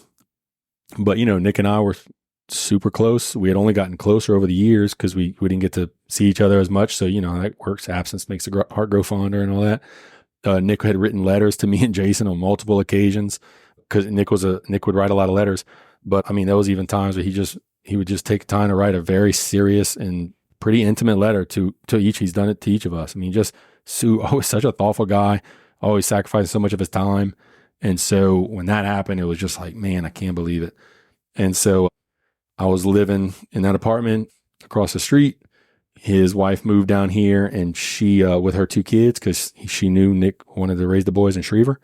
And so that's why she moved down here. Abby and I moved to Houma at a house we had just bought from her mom that we were going to fix up. Like, I think we might have been planning to live there, but ultimately I was like, I like fixing up stuff. So I was like, let's fix it up and sell it or whatever. Well, we had just bought it, still needed to be fixed up, and now we needed to get out of it quick so Miranda would have a place to live. And so that was the plan. That's what we did. And yeah, when we moved into that house in Houma, we didn't have a shower. We didn't have anything. It was an office building before. And I knew I was handy, but there was a lot of stuff I didn't know what I was doing. And so I spent the next 5 years just getting that house into a state where it wasn't like under construction. And then we moved out as soon as I was done with that. Same thing you're going to do with this house. Same thing I'm doing now, which we definitely don't have time for. Well, we might, but yeah. So that's a thing of mine. That's what I do. But yeah, so we moved out of that house in 2015. But anyway, I'm kind of fast forwarding there. So yeah, so I went to finished up at Delgado. Abby and I are married at this point. And she is a nurse. She was working at Oxnard in New Orleans. She loved what she did. I loved physical therapy. It was a lot of fun. I was working at Chabert, and it was great. When I don't remember what year, maybe like 2011, maybe 12, but I think it was before that. Abby started working at Chabert too. So that was just awesome. She worked at in the recovery, the post-surgery recovery area, and I worked in the rehab department. So my wife being at the same hospital I worked at, I was like, this is awesome. It's just couldn't ask for better. And, I enjoyed the work itself. My boss there was great, but I always wanted to do home health therapy. And so after I was there for a year, I knew I was eligible to do home health. And I guess I was there for 2 years before I took the plunge into home health. And home health's great because it was all the same stuff as I was doing. It's still therapy, but the scheduling was flexible. And that was what I did for the next 10 years. I think right at 10 years before I came to talk to you guys. But yeah. And you're still active. You still have a license. Yeah. So you can practice. Yep. Yeah. I keep my license up. So, and it's funny. I worked for 2 hospitals and 2 home health companies. So, and I was in the reserves. So I always joke saying I had 5 jobs, which it was 5 places that I worked for, I guess, but it still sounds better to say 5 jobs. But also there was times where I know you and certainly Benson would wonder, like, what do you do? Because I was always available at the drop of a hat. Yeah. I was not seldom working. I shouldn't say that, but I could shape my own schedule essentially. So it was nice. And there's different kinds of people in this world. When it comes to work, I like working. I think I have a good work ethic and all that, but I love my family too. I want to spend time with my family. I want to be able to be around my kids. And if I can work 50, 60 hours a week and make a bunch of money, or I can work 30 hours a week and make just what we need, there's benefit to having that money. And maybe there's been times where I should have done that and didn't. So I'm not saying that's the way to go. But for me, by and large, I've worked what we need to get by so that I can be at home and helping, raise the kids. We started having kids in 2012. So that was right when I started home health. And that's when Abby shortly after she stopped working at Chabert and she stayed home with kids. And so that's always been how I am. And obviously I get that from Nick. That was something I learned from Nick and my own parents, of course. But it's been, home health and physical therapy and the Marine Corps, all this stuff has made it possible for me to be that way. Yeah. And I'm super thankful for that. And that's why I say, I certainly wouldn't change any of it. So you started having kids in 2012 and you had 4 in 4 years? Yeah. 5, 2016. Yeah, I guess 4 years. So they're not each only a year apart though. So, but they are close. So they're each are a year to a year and a half apart. Yeah. Whew. Yeah. They're a handful. So we had our daughter first, and she absolutely did not prepare us for the boys. Specifically, she did not prepare us. She was too good. Yeah. She was, like I say it, and I don't know if people think if I'm lying or they think I'm exaggerating. I'm not. She was helpful. She wasn't just not hard as a child, like a baby. She was helpful as early as a year old. So I should say 14 months old, because that's when Charles came around, our boy, our first boy. So it's our second child. And anybody who has kids knows that, it's like the fog of war, the friction of war. The simple things are hard and hard things are seemingly impossible.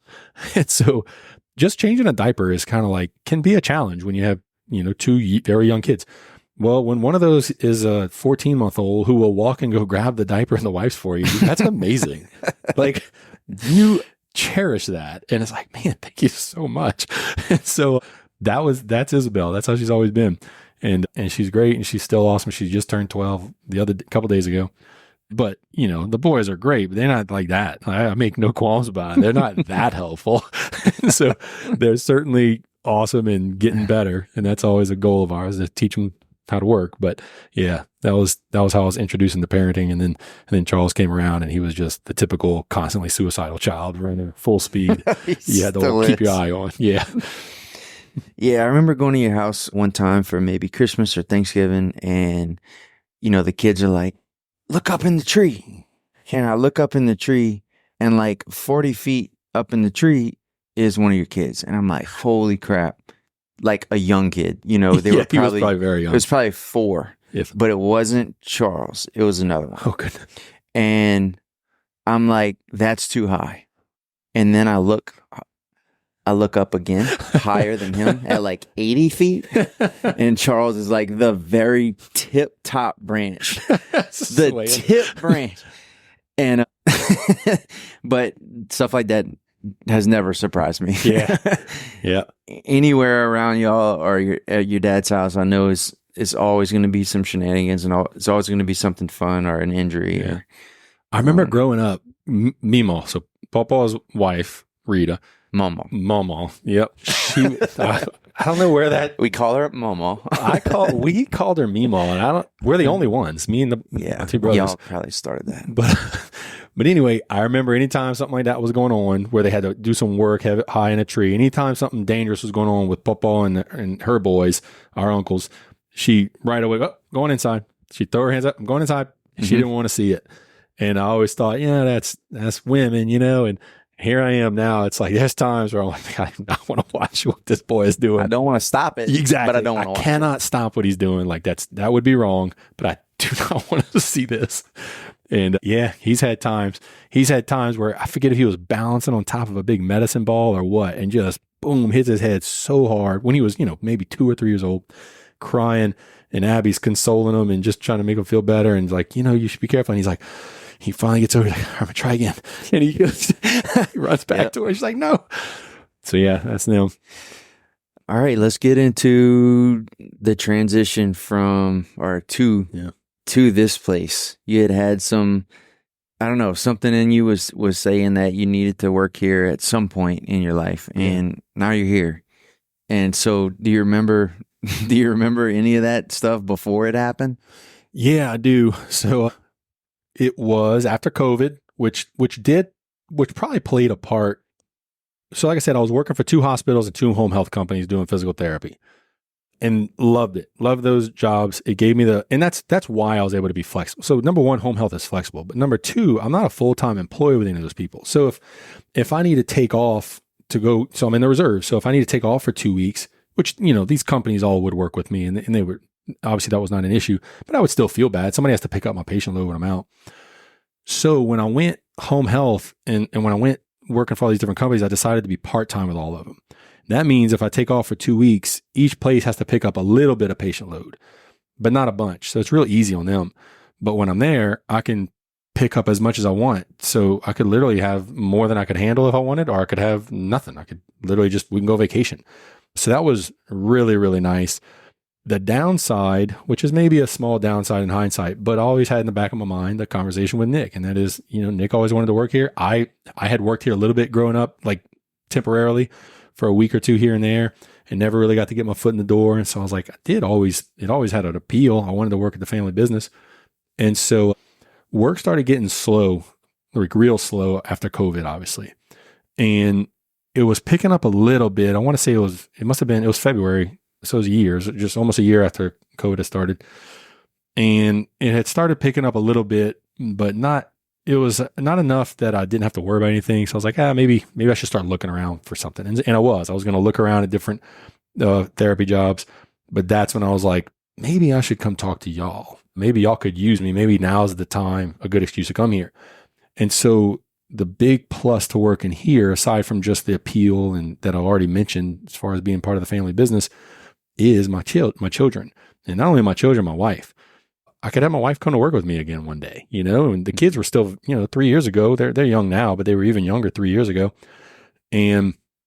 But in 5 years, they can't really come with me to see a patient, and there's ways to incorporate them a little bit. And ultimately, if I'm home more, sure. But here, I was like, man, I could work a normal 7 to 5 here, but my kids could be here one day, my wife could be here, and I don't need to go home at all if that's the case. Not that I don't want to go home, but I'm going home to be with the family. Like that's why I'm there. And so that was really the justification behind let me come see. Because I also knew we'd be open in a second location in the coming, year or 2 or 3. And so I was like, now might be the best time to try to get my foot in the door, because if I wait till after the split, nobody knows what that's going to look like. And so anyway, came talk to you and Bo, and you had just had a position open on the table, the butcher table. And I remember when y'all talked to me about different things, I didn't know what I wanted to do. I didn't know enough about who does what. In my childhood, like everybody did everything, but now things had gotten a little more like, well, back of house, front of house, and that's fine. But I didn't know that. I didn't fully understand all this. I was just come and say, could y'all use an extra hand type of thing. And I never forget, y'all were thinking of some different things for me that I might have been a good fit for, and that y'all thought would probably be best for me too, and maybe even paid, better pay in position or whatever, better hours. And I remember you said something about the table, and it wasn't the best sounding position y'all threw out there, the best sounding thing, but also I didn't know what it was. So I was like, what table? Maybe he's talking about are we going to have like at the new place? Is there going to be a place for people to sit down and eat? Like what's the table? Be a waiter? And I just, and so I just let y'all talked and y'all said your thing, and I almost didn't ask. And I was like, once I had a chance to ask, I was like, what is the table? Like, what are you talking about? And you said, well, the butcher table. And I was like, oh, like, we don't need to talk about anything else. That's exactly what I want to do. That's, I want to do something I like. So why the butcher table? What was the appeal? So I don't know, other than even now, I think butcher table is fun. I like what we do on the table. There was some more stuff brought up after I said that I found out, it's even cooler than I thought. And I'll say that in a second. But growing up, when I would help out here, it was vacuum packing or maybe clean up something in the back. Mm-hmm. But there was once or twice, maybe 3 times, where they needed me to bring something up to the front. Man, carry something heavy, huh? Throwing a quarter on my shoulder or even just a big gooseneck and bringing that up front, throwing that on the table, and like just seeing it up and like, man, this is where it's at. Like, this is where they always cut. Now get back to the back. Exactly. They're always gooping off. One time I got to cut up some fat, which you would think you can't do wrong. I did it wrong. Jenny let me know and just showed me the right way. But yeah, being up here was always neat. Obviously, this is where I got to watch Pawpaw, thrive essentially with customers and all. So yeah, I just always thought if I was going to be here, that would be probably very enjoyable. And it has been. So that's what I clung to. And then, you made the comment too that, look, nothing leaves that door that's not been on that butcher table. Like anything we make here is like, it starts there on that table. And that was a cool concept to me. And then, every now and then you'll cook something up here, and you brought that up and you said, and look, the guys in the back don't always get to taste what we cook. People trying to sell it. People in the front get first dibs. And so I've spent 3 years trying to make sure they do not get to taste what we make up here when we're cooking for ourselves. Shouldn't y'all be doing something right now? Yeah, y'all got work to do back there. The butcher table is different, man. Mm-hmm. It's its own business. It is. I'll never forget loading up. So back then we were doing 12 to 14 and sometimes 16 cases of shoulders to make a big old huge pot of boudin. And the amount of shoulders that is on that table, I thought, because Bo's a funny guy, I was like, is he just messing? Like, is he messing with me? Like, this is what they do? And just load it up. And yeah, it's just another day. What was hard about the change, or once it started, what was challenging? So the schedule was the hard thing. Going from making my own schedule to, hey, we're open from 7 to 5, and we rely on you at this time. Yeah. So one of the things that was so cool about therapy, even more than just flexible scheduling, is growing up, I never had breakfast with my family. Like we ate together, we had dinner together and all, but breakfast was, mornings are, you wake up, you go to school or whatever you were doing. Mm-hmm. And I'll never forget my brother-in-law, the one who talked to me about therapy, visiting. They live in Florida, and I visited them, and I was on vacation, but that's where they live. So he's just getting up and going to work. And I'll never forget his job. He was maybe doing home health at the time or whatever, but he didn't have to leave super early. And they had breakfast together as a family. And I was like, dude, this is so cool. Next level. Yeah. And this is before I was married, or maybe not before I was married, before we had kids. And so being able to have breakfast together every morning was awesome as doing therapy. So coming here, I was like, well, we not only get started at 7, like we open at 7, but like on the table, we're hanging sausage, we're making making ground meat. Mm. And, now fast forward 3 years, the amount of people I've had to tell who, if we wanted to hire somebody, is like, look, just don't be late, because you could leave at lunch and not come back, and I'd be upset with you, but you wouldn't have ruined the day. But if you show up at 7:30, 8 o'clock, you've missed what I hired you for, or whatever. That's when we get that's where the bread and butter's made here, is first thing in the morning. And so that was a learning curve for sure. And, but now the kid, it's been a couple of years now, and the kids are, like I said, they're still young, but you'll see them in here now, especially on Saturdays. I have the kids come with me. They are absolutely elated to come. They love it. And I know that may not last forever, but I'm going to milk it as long as I can and do the best I can to have them continue to enjoy coming. What will they remember? What are they going to remember? Like when they're 30? Yeah. Right now, the big thing is the tips they get. They're so appreciative of tips. Got to remember the tips. And they absolutely brag to each other about you got tips as a kid? I don't remember getting tips. I remember a little while I would stand right there by where the hot box is, or that didn't exist, but I'd stand right by the door, and I would wait for those old ladies that had a big brown bag, and I would just grab it for them and walk it to the car. And sometimes I got a bill out of it. Which is awesome. So Charles, as rambunctious as he is, he did that it's been a couple months ago now. It was a rainy day. And, the kids do help bag, which is a help. They're a small help, but they're a help. And more, what they can do here is cool. It's like, wow, that's pretty helpful. But this one particular day, and the people tip because they're being nice, and we appreciate that, but the kids do too. But this one day, Charles took it on himself to do kind of what you just said. It was a little rainy. No one told him to do it. No, I'd never told him that. Yeah, that's cool. And I was so proud of that. And of course, he raked it in that day, and he earned it. Absolutely. So I thought that was cool. All right. So you kind of broached the topic of the transition and getting back here and the butcher table. Talk a little bit more about that. Like, what did you remember? How was it different than you expected? Say, whenever, your first couple of days loading up the smoker for smoked sausage and actually the operations of it. That's a good question. So I guess some of the things that stand out the most when I think of just unexpected challenges, or mostly, personal, coming from doing what I was doing for so long, doing home health, physical therapy, and as a PT assistant and all, was coming to work at a place that had had store hours, also being low man on the totem pole. That was weird. Not that I was high man, I wasn't in a position of leadership or anything in therapy, but I'd been there for, years. And then just like that, I show up somewhere and I'm definitely, I don't know much at all. So that was a new experience that obviously everybody experiences, but it had been a long time for me. I was 36, I guess, 37, something. So that's not, just few years ago. It's not young. That's not an age. I think most people are starting new jobs, or I don't know, maybe that's more common than I think, but it had been a long time since I had started something brand new like that.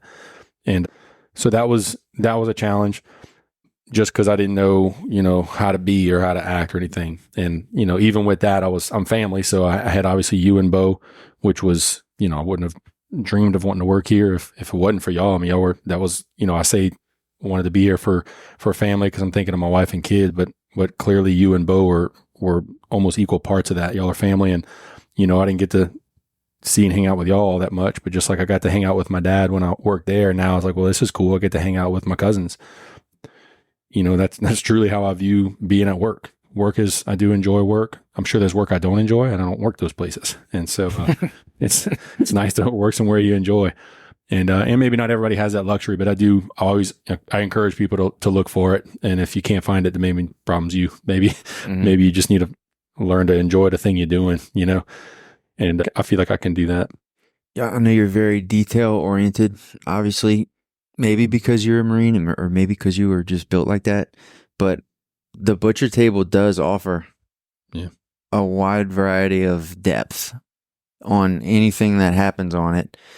And, we see that as super important going forward in the ways that we train new hires, or whether it's, your brother, Jeff, who's on the table right now, or the guy that's coming Thursday that you just interviewed. Mm-hmm.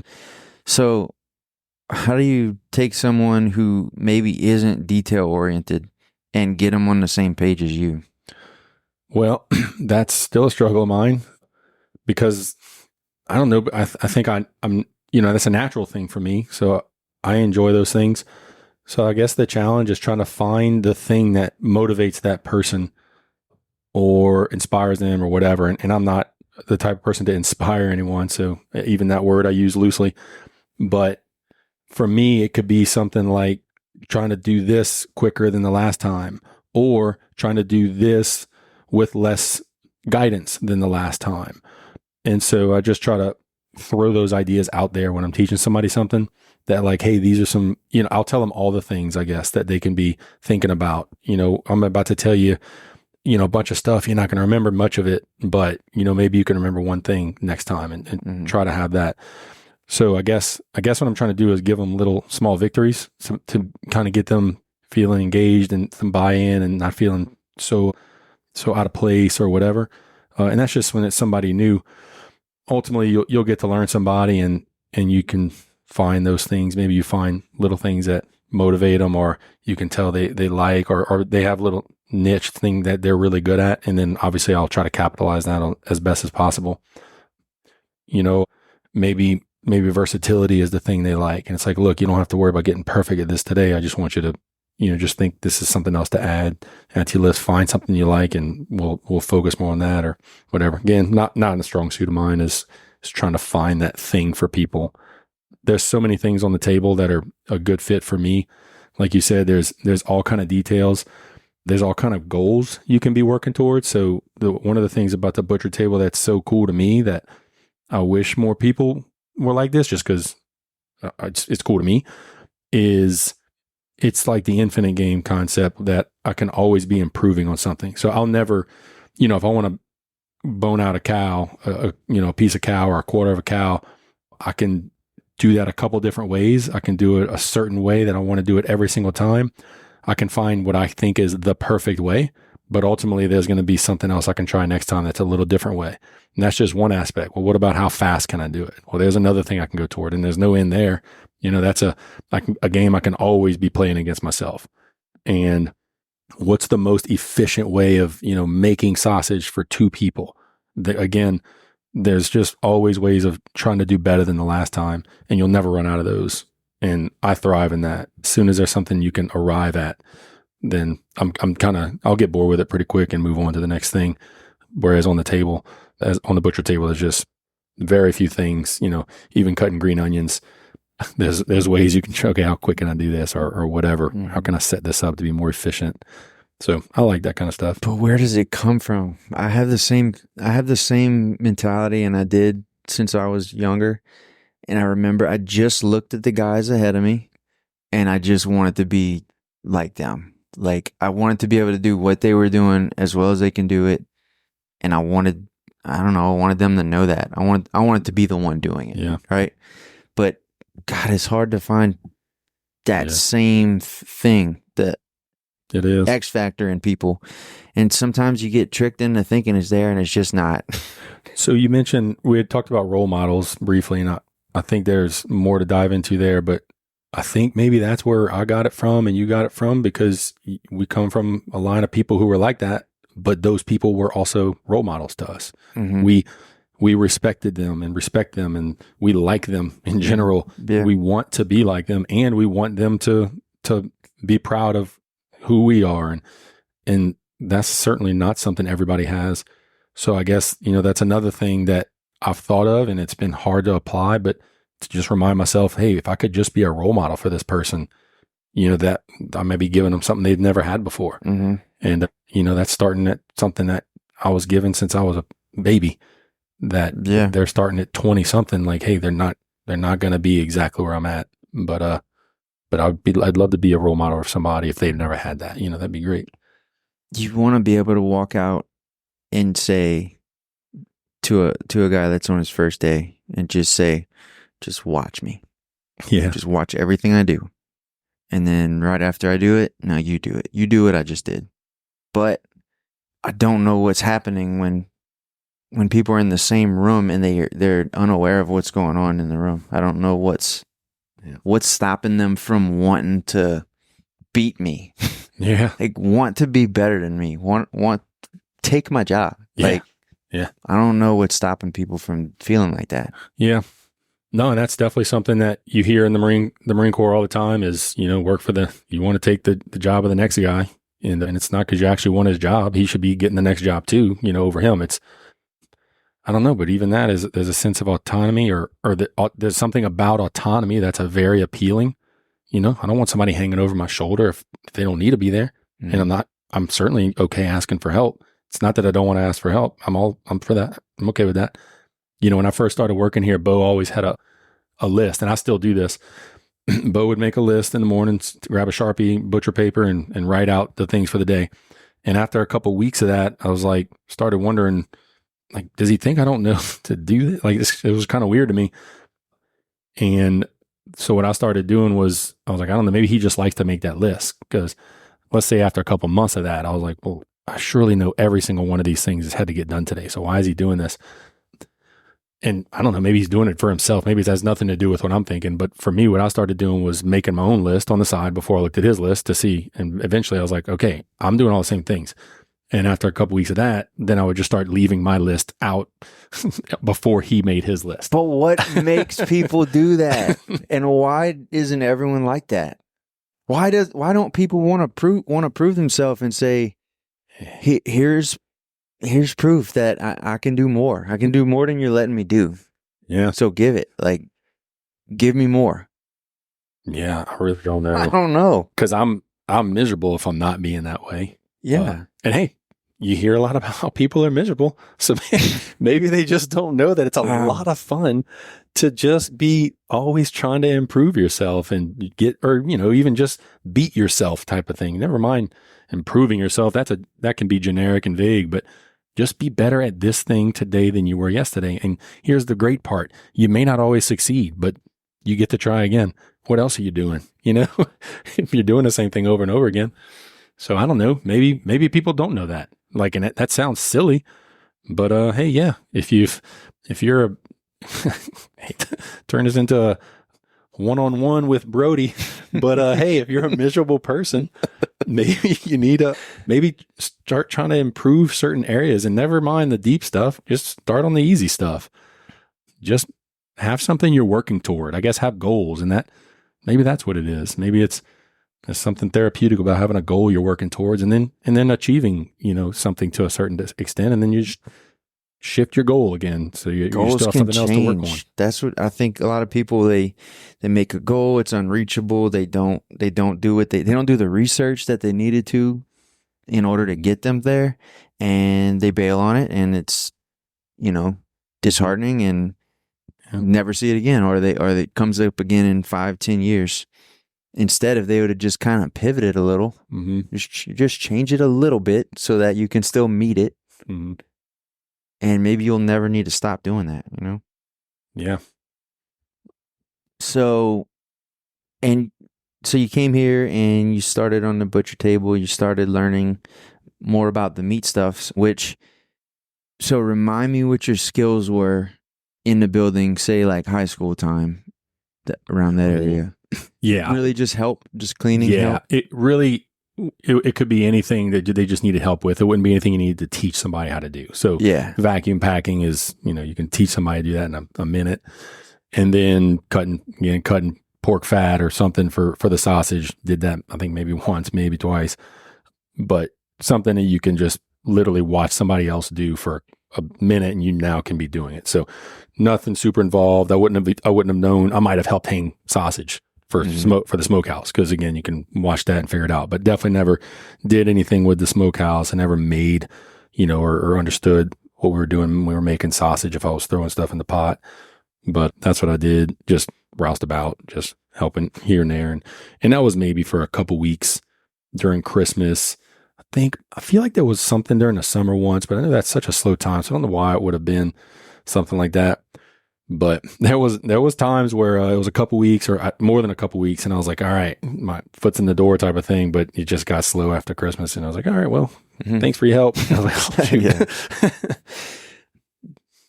All right, so man, my favorite part about the butcher table is the camaraderie, I guess. Like, especially if you got 2 or 3 guys, maybe deer season, I think is maybe some of the funnest times. If you got like 3 butchers on the table, really in sync, and you don't need to talk about, you can talk, but it doesn't need to be about what you're doing. It can just be for fun. That, and then being the like subject matter expert to the customer. Like they look at you differently. If you're behind the table, they just assume you know more. Yeah. And I've always tried to not let them down, at least, even if that means hearing a customer ask one of the girls for something, and before the question gets to me, I'll run back here and jump on the computer and Google it real quick, that I do still look like the subject matter expert. And there's nothing wrong with that. That's thinking ahead. I intercepted that correctly. That's funny. But I think that's what it takes. You that pushes me. That improved me, and I didn't let it blindside me. I didn't let it make me look stupid in the moment. And I'm not embarrassed to do that. And I wish everyone would have the same. Like, dude, all the answers to everything are there. We can find them. Yeah. Be creative on how you get it. Yeah. But so that and playing with fire. Yeah. Those are my favorite things. So being the butcher on the table, you get to load up the smokehouse with smoked sausage and andouille and light you a nice little fire, which I'm sure you grew up doing the same. Maybe even more dangerous things. Yeah. But let's talk about that. Let's talk about what that part of it is that some people will never get. They don't get that. And that's not maybe a fun thing or like like a therapeutic. For me, it is. For me, it's like a therapeutic, like get my fire tight, I have what I want it to look like. All I'm going to make it look like that. Yeah, so I've thought of this a lot. So I use it as an example for people when it comes to teaching how to do something. So when it comes to teaching how to do the fire, there's going to be a way that you teach, and there's going to be a way that I teach. And everything here, we're pretty insistent on, look, we do things, You're going to do things the way we do it, period. And there's no wiggle room. And my go-to now is look, maybe there's a better way, but first you need to learn my way. Then you need to learn how to teach my way. Then you're free to try to find some other way, as long as it's not interfering with whatever. And if you can prove it's better, then sure. But when it comes to the fire, I compare it to holding a flashlight for somebody in the dark. Like two people walking together, one of them's got the flashlight, the other person is miserable, because that's the most anxiety producing thing. That's so good. And so I hate someone else's fire. Yeah, you will never like someone else's fire, because you just want something you just want to move that log a little bit. For why? Because that's where it needs to be in your mind. Certainly doesn't mean it's wrong where it's at, but it's wrong to you, and that's okay. It can be wrong to you. But that's also why it needs to be somebody else's fire. And so that's something fun for a fire. It's a personal thing. It's a customizable thing all day long. Each piece of wood, for me, I don't nerd out as much as maybe I should on the weight of each piece, but I absolutely nerd out on the shape. The shape of that wood tells you everything about how it's going to sit on top of the other pieces. If you're making the fire in the morning, it tells you, which ones are going to go on the bottom, because that's going to be sitting on a flat surface. And I nerd out on that big time. Obviously, the size matters. And if somebody else just watches me or just watches you, you're going to make decisions and make little tweaks and choose to split some pieces that really and truly, if they ask you, okay, wait, if they want to understand what you're doing, you can't explain that. You can forget it. And yet I will try. I think I just confuse people. No, it's not on purpose. It's just, I don't know. I was just feeling this thing with the fire, and that's what I did. That's between me and the fire. This is personal. Yeah. And there is a goal, though. It's not just a fire for fire's sake, and it's not just trying to smoke the sausage. I'm also, I want that fire to be able to sit. I do want it to be untouched, if necessary, for as long as possible, or whatever. I want it to sit at this temperature for this long, or whatever the case may be. I've gone days where I counted how many pieces of wood I use, and I want to say, okay, if I can do this with 7 pieces of wood the whole day, well, then other days I can't, and that bothers me, because I'm like, well, why? Well, there's a lot of factors, and maybe I can be too insistent on trying to be consistent there. But, weather plays a factor. All kind of things play a factor. And so, but I know it can be done with just this amount of wood on a good dry day. And I want to do that again. But anyway, it's just an ongoing thing. It is a lot of fun, but it's absolutely a personal thing, and everybody's going to be a little different. And I don't know, maybe not everybody gets nerds out on it like I do, or we do, but your kids, so your oldest child is 12. Mm-hmm.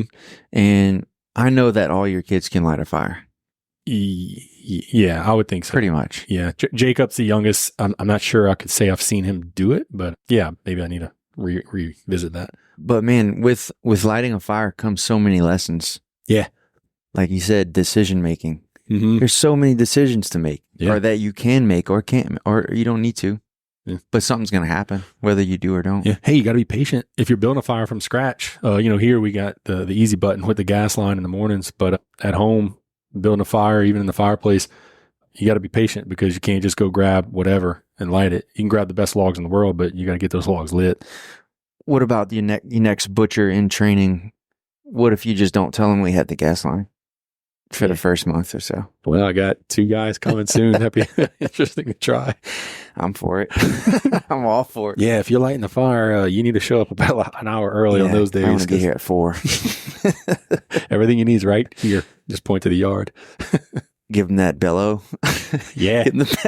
Hey, so that fire bellow, I got to give a shout out to my niece. I put that on my Christmas wish list one year for my dad's side, a little family get together, and she got me this little fire bellow, and it was awesome. It was the coolest thing. It really is handy. Loved that thing, and I've replaced it twice since, because we use it. We use the heck out of that thing, and yeah, love it. It's such a man. It's like they knew what they were making it for, Yeah. All right, so enough about the butcher stuff. Shortly after you started, your job, I'd say, quickly developed and expanded and went in depth and width, and maybe just gone all over the place, which I think that's what you wanted. Yeah. I think you were ready to kind of get your hands into everything, and you have. What are some of those, I guess, what what did you feel that you needed to do? When you looked around and you say, here's what I can do around here. Yeah. I need to start doing it. Yeah. So I didn't say this at first, but this is a good point to mention it. So the other challenge of being here, when I first started here, the first challenge was the leadership side of things, because what I felt I had to contribute. And some of that I think was necessary humility I needed to grab along the way. And hey, some of it is similar to the fire we just talked about. Some of the things that I would have wanted to do different or felt were being done wrong, well, they weren't. They just weren't the way I would do it. And some of that was a huge struggle, constant biting the tongue, frustrated over something that, well, thinking to myself, well, if they'd have done it this way, this would have turned out better. And so that was a huge struggle. But I truly, even in the moment, even when it was hard, I knew I was like, this is good, because at that point in the Marines, which is where I was, able to really exercise my leadership, if you will, skills. I was a first sergeant at that point, and I had learned a lot, but maybe had lost a little bit of the humility that comes with that. And I mean that, and that was good. But the other side of it is also, what do I know? I've been here for a year or two at this point, and like I just said, I mean, I knew next to nothing about exactly how the market was being ran. One thing Phil had talked about a lot that I was starting to realize was, I didn't think it was a challenge for me at first, but he mentioned it. And that is, for Phil, coming from the kind of the more corporate jobs he came from, and he comes here and it's like, okay, where's your SOP binders? And everybody looked at him like he's crazy. And then, his thing was, well, just how you make sausage, where's the binder that tells me how to do that? And still crazy looks.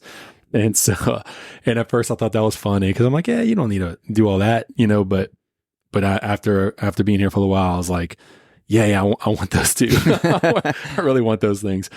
And so, because that's what we do in the Marine Corps, we call them turnover binders, and everything has a step-by-step process. And ultimately the best way to understand it is everything is possible with you not around. I could literally die, and somebody else is ready to step into that position, and it's as though we didn't miss a beat. And there's huge value to that, of course, but this is not a big corporate run. It's a mom and pop meat market, and we want it to be that. And sure, there's been some things that we've been able to do better in that area that it has been useful, but other things it would not be useful. It isn't necessarily a good thing. We need to be able to have the flexibility to shift and change or what have you. And look, some of that I'm still learning where we are, on certain things is what would be better to have a SOP for, what wouldn't, or whatever the case may be. So anyway, so just for the leadership side of things, that was a challenge for me. But with the split, I stayed here at the original location, and right away was like, okay, well, was kind of put into a position to be able to, on the butcher table, for instance. So, me and Terrell, which I didn't mention him as part of one of my 16 siblings, but I probably should have. He's the 17th. If anybody's ever seen Terrell and I work together on a table, we're brothers. We just don't have the same parents, and had a blast with him. But once he was going, well, now it's like, well, shoot, it's on me. And when I say that, I mean, not only just how we do what we do each day, but if we get a new hire, somebody's got to train that person. And the thing about Terrell is that I am not, I kind of alluded to it a minute ago, I'm not real good at training people. I'm not the best when it comes to teaching and coaching. That's not my strong suit. Terrell is a very, very good at that, awkwardly good. And he would probably disagree, but I've watched him teach people. He taught me a lot of what I've learned here, specifically on the table. He taught me himself. I think he's very good at that. So when he was going, I was like, oh, shoot. So called him a lot early on. Frankly, called him over here a lot. So, hey, can you come teach this person how to bone out a shoulder? I got to go to lunch. Yeah. Because I'm telling them to do it this way, and I don't even know why they're holding their knife the way they're holding it.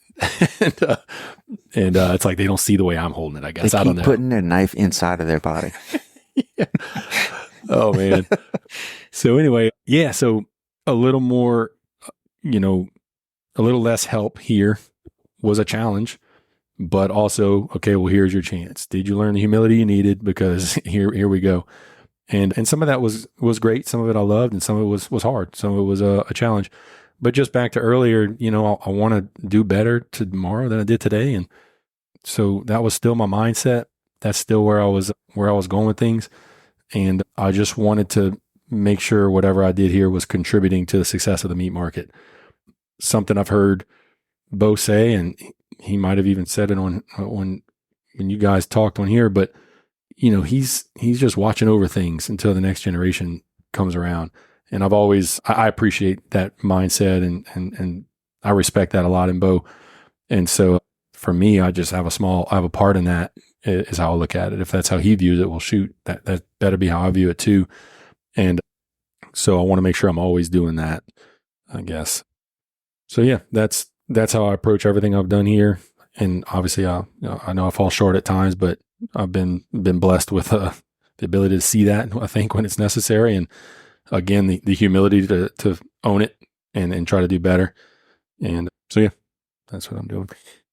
So Bo and I sort of came in the same way. Bo had much more time than I had, but we both kind of came in the same route, which would be like, the way I look at it is like the Mustang route in the Marine Corps. Mm-hmm. Like yeah. I would consider us Mustangs. Explain what that is in the Marine Corps. So a Mustang in the Marine Corps, or maybe all branches call it that, is when an enlisted Marine decides to become commissioned officer. So, to become an officer, you need a degree, but, again, the officers are the leaders in an organization, the commissioned, again, presidentially recognized. It's like the commission is from the President of the United States, so an officer in the military. So to go from enlisted to officer is a pretty big jump, but a Mustang would be one who was enlisted first and then went the officer route after. So. Which it helps. That me and Bo started in the back, at a young age, just doing the help cleaning and vacuum packing. But even like once I came back from the Marines, I started in the back and had to relearn, or really learn for the first time a bunch of stuff and sausage and making boudin and actually making the products in the back, smoking the jerky, and then moved up to the front and learned the butcher table. All of that came second. And then started learning, once all the products and all the sales stuff was done, then I started learning more of Bo's job and trying to prove to Bo that he can leave here. Like he can get out of the building and I got it. Which was a different route than, say, like you and Phil would be good examples. Like you're kind of both coming into leadership positions and you didn't get to spend a bunch of time in the back. And Phil talked about it when me and him spoke, and he explained how much of a challenge that was. Like it, because you do have a different perspective. A lot of times it is a better perspective, maybe even a bigger picture perspective, but you still need the buy-in from the guy who has been doing it for 10 years every day. Yes. And you have to figure out a way to personally earn that respect from them. And everyone's different. You might get it like this from one guy, and it might take you 7 years to get that respect from someone else. Yeah. How did you kind of navigate those things? Some of those I'm still navigating for sure. I have tried desperately to go learn the stuff in the back. At this point, I've given up. I'm learning here and there, and I kind of know the gist of some of the stuff.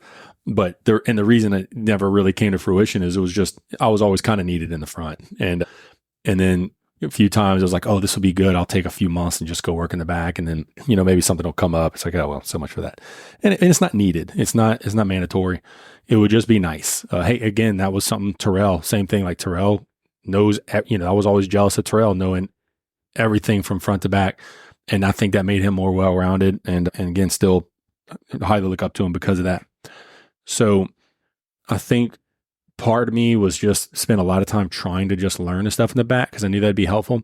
But then the other part of me is just transitioning more into the, hey, there is some benefit actually to not knowing. Yeah. Making a decision, even though I don't know, or, I'm going to include the guys in the back of house or what, whatever the area may be, not just back of house, because there's things in the front that I've maybe never done. And so there's benefit to that because I can take a step back and, man, working on the butcher table, I truly, and I've said this, to you outside of here, but I feel that is an ideal position for what I'm doing here at this market now and what I think my place is. And that is at the butcher table, able to see just about everything. When it leaves the table, it goes to the back. Certain things come back from the back, and I'm able to see it as it comes in. I'm seeing it when it's leaving the door. I'm watching the interactions. But I'm not so focused on one customer, say, that now I'm missing a bunch of stuff going on. That's huge. And I think I can apply that to everything that happens here. I may not know exactly how it's happening, but I have the vantage point. I think that is useful. And hey, it certainly doesn't hurt that the people who are the experts in their individual fields here have been doing it for 10 years. So, if I didn't have that, yeah, we would drown. I mean, I don't know how we would do it. I mean, sure, we wouldn't drown because we refuse to fail. I get it, but we would be in a really bad spot. And so we're forever thankful. I'm forever thankful for the people we have where we have them. And, my goal remains, okay, but how can we do better? How can we do it better? And so that's cool. I like looking at that butcher position, that head butcher position as like a linebacker. Yeah. Like you get to see the whole field. You can run to the back if you need. You can run to the front. You can involve yourself with the customers and then back out once you're ready for someone else to step up. And, when you see the moment where it's like, okay, even if you're a new hire, this. Like, the answer to that question. You step in now. I'm backing out. Yeah. And it can be done correctly or incorrectly, for sure. Yeah. Yeah, I think maybe a kind of equivalent thing in the Marines that I think is unique to the military, and it's very cool, and it's a good thing, is so my position in the Marines now as a Sergeant Major, the right-hand man, if you will, of the commanding officer of the squadron, but I'm not working for his job, meaning I'm not trying to, there's no path up for me I'm not going to become a commissioned officer. I mean, sure, that's an option, but that's not, ultimately our relationship is not one where I'm going to hopefully get his job one day. Like that's not a desire of mine, and vice versa. And we're not equals. I don't mean that we're equals. He's the commanding officer of the unit, but that allows me to just really focus in on what I can do best to help the organization with no ulterior motives. And the more he is successful, or the more the squadron's successful, the more I feel like I'm being successful. And so the same thing here. If the more the market is successful, and by definition, the people in those the experts in their little individual areas, they're excelling too, and they're succeeding, and vice versa. If I can get, the perfect amount of product made and, the most efficient way, well, everybody benefits from that. And I'm to the point now, and not only in my career in the Marines and here, but just in life, it's not cliche. I truly, if other people are succeeding, I take that as I take a lot of pride in that. And that just makes me very happy. And I feel great if I can help other people do well. Yeah. 'Cause what else is there, Yeah. Like, yeah. Yeah. Yeah. Your pictures on the wall. I don't know. What's Yeah. the best? What's the best? Yeah. The accolades are super temporary. I like to plug a thing. I heard a YouTube video, and it's like a 5 or 6 minute video, maybe a little longer. And I think it's called the 16th second or something like that. But anyway, sorry, I can't tell you exactly where it's at. So now if anybody's interested, they may not be able to find it. But what it is a high school graduation or college graduation, but it's the valedictorian gives a speech, and it's really good because he's a young guy who acknowledges that, yeah, he got valedictorian because 2 years before he decided he wanted to be valedictorian, and he knew he could do it, and wasn't being cocky. He's like, no, I can do this. And it wasn't easy. It came at a great cost, and he outlined some of those costs. But the point is, now he finds out he got it, and it felt awesome. It was everything he wanted it to be for 15 seconds. Then what? Yeah. And anyway, I thought it was pretty deep, and it's really good. And that's super important, because if, what relationships were sacrificed along the way and all that other stuff. And when, he could have given up on that dream and instead focused on relationships and focused on making himself better and making others better. And those are of eternal importance. What are some influences that you've had along the way that I don't know about? I know your dad was a huge influence, your brothers. Yeah. I'm sure Papa. But what about like maybe some military leaders you've had along the way, or experiences you've had that you think really truly carried over to who you are now? Yeah. So I want to talk about first my mom, because you mentioned my dad, and this is something that I learned, if I learned it, and I think it's a theory of mine, but I think it's true. I picked up on it way later in life, and it was once I already had kids, or maybe right before my wife and I started having kids.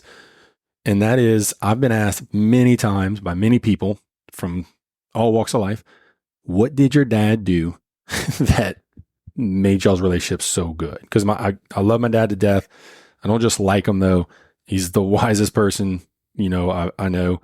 I think he's got great wisdom, great patience, and he's just, I love my dad. Like, everybody knows me and my brothers, like we thought the world of my dad, always have.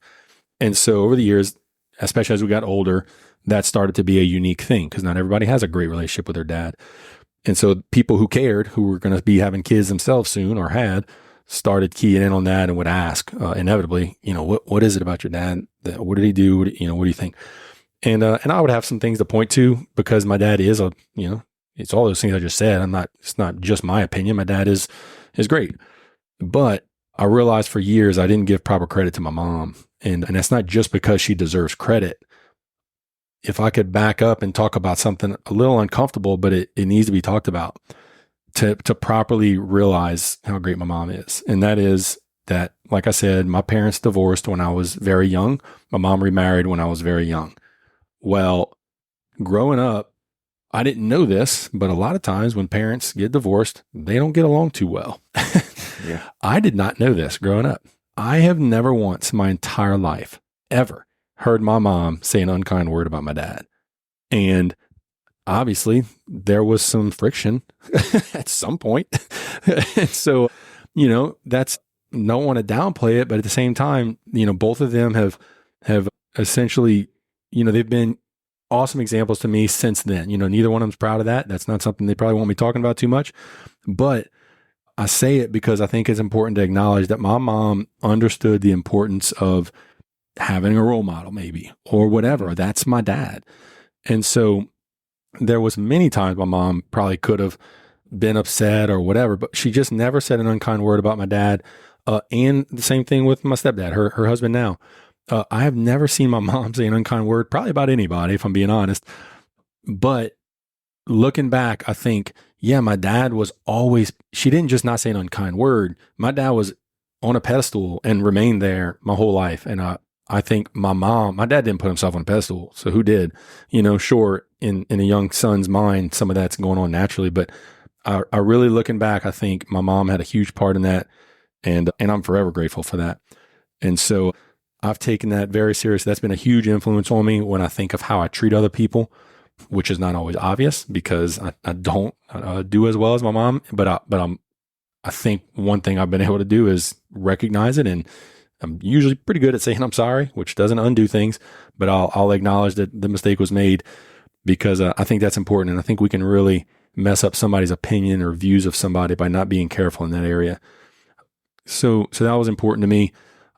And I think that needs to be said. I think that needs to be recognized when we're dealing with people, and when we're frustrated with someone, is watch out who's listening to what's being said and all that. So fast forward to the military, and in the Marines, when you get promoted to corporal, that's your first, that's your first real, what I would say is that's, you're a leader now, period. And we say even Lance Corporal's leader, but yeah, sure. But a corporal has Lance Corporals in his fire team, and he's going to have Lance Corporals that he is responsible for providing counselings for, sitting down with every month. In the reserves, it's quarterly, but sit down, kneecap to kneecap, a blouse off if needed, no rank if needed, to just have an honest heart-to-heart conversation if that's what needs to happen. But then there's other times where it's not going to be heart-to-heart. It's going to be laying down the law, some knife hands, or whatever the case may be. But a corporal has that responsibility. And once you're a corporal, you need to understand that you don't talk about other corporals. Just like, my mom, I talked about my mom saying, a corporal shouldn't talk about another corporal negatively in front of a lower ranking person. That's just universal understood concept. And you might complain about higher ups, but you don't complain about higher ups in front of lower ranking people.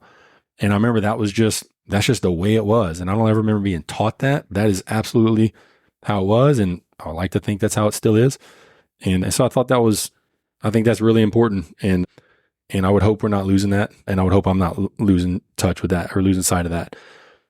My wife and I have talked about that plenty, and she's great. And, she has every reason in the world to have to mess up there, but she doesn't.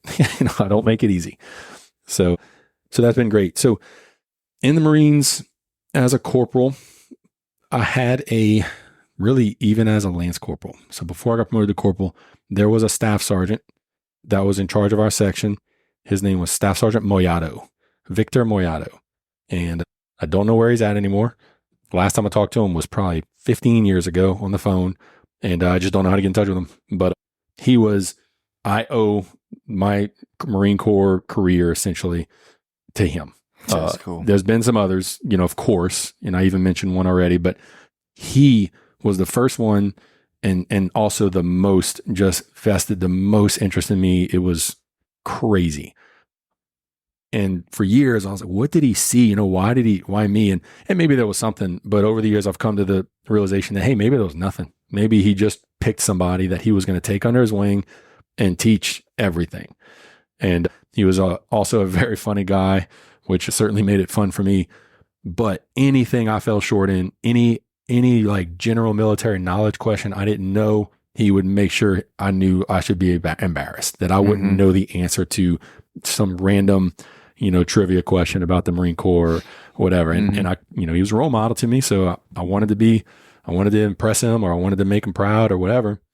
So I would always make sure my uniform was perfect, and I had tight sleeves. Like I didn't want to give him anything to pick out, because it wasn't just that he would pick it out. I would feel like I was disappointed. He would look at me and be like, hands up, like, how? Yeah. How could you? Yeah. How could you? Exactly. That's exactly how it was. And he absolutely, you of all people, I expect this from so-and-so, not from you. And that would just cut me to the quick. So that was a staff sergeant who went on to be promoted to gunny. And I think I think he retired as a gunner sergeant. He went on to the drill field, but I think I owe my first promotion my promotion to corporal to him. I think he set me up for that as a success. And then same thing for the next promotion, was a lot of things I got from him. So the reason that's important to me to bring up now is not just to give the accolades to him, although obviously I would love to, love for him to know that I still appreciate what he did. It's when years later, now I'm a huge reader, try to be, I read, what's the Outliers by Malcolm Gladwell.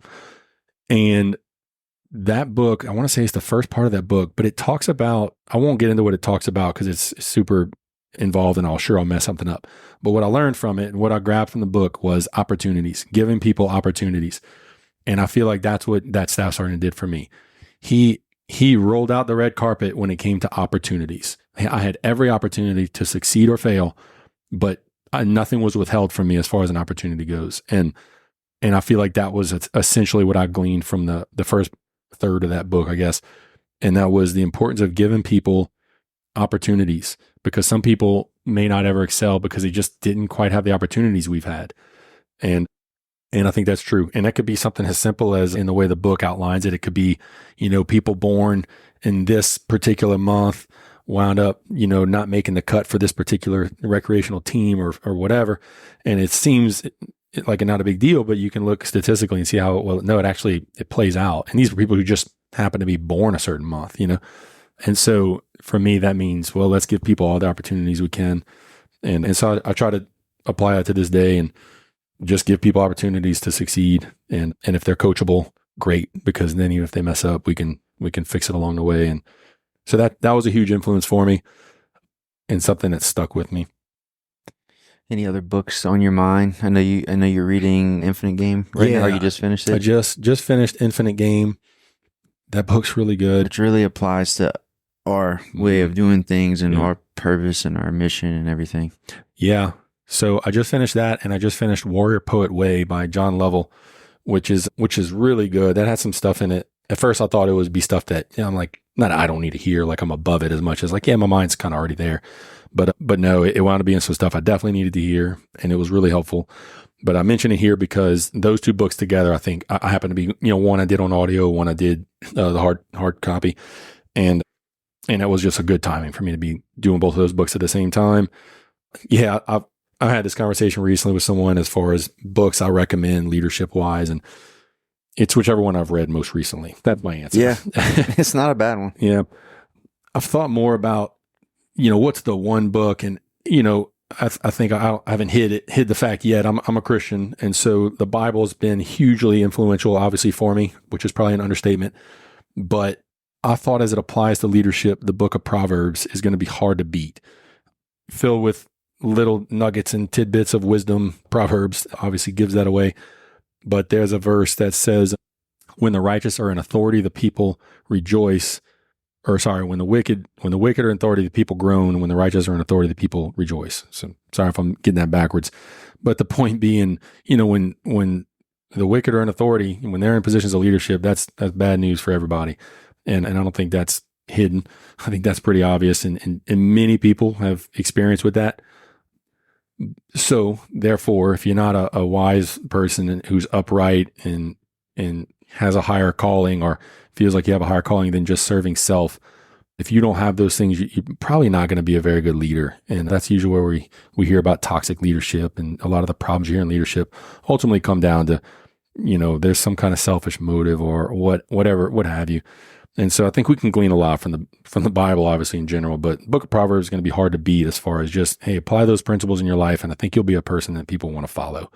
And if that's all you can be as a person people want to follow, then you're a role model now. And as long as you're not, as long as you're living a life worthy of following, you can do a lot. And I think people can glean a lot from that.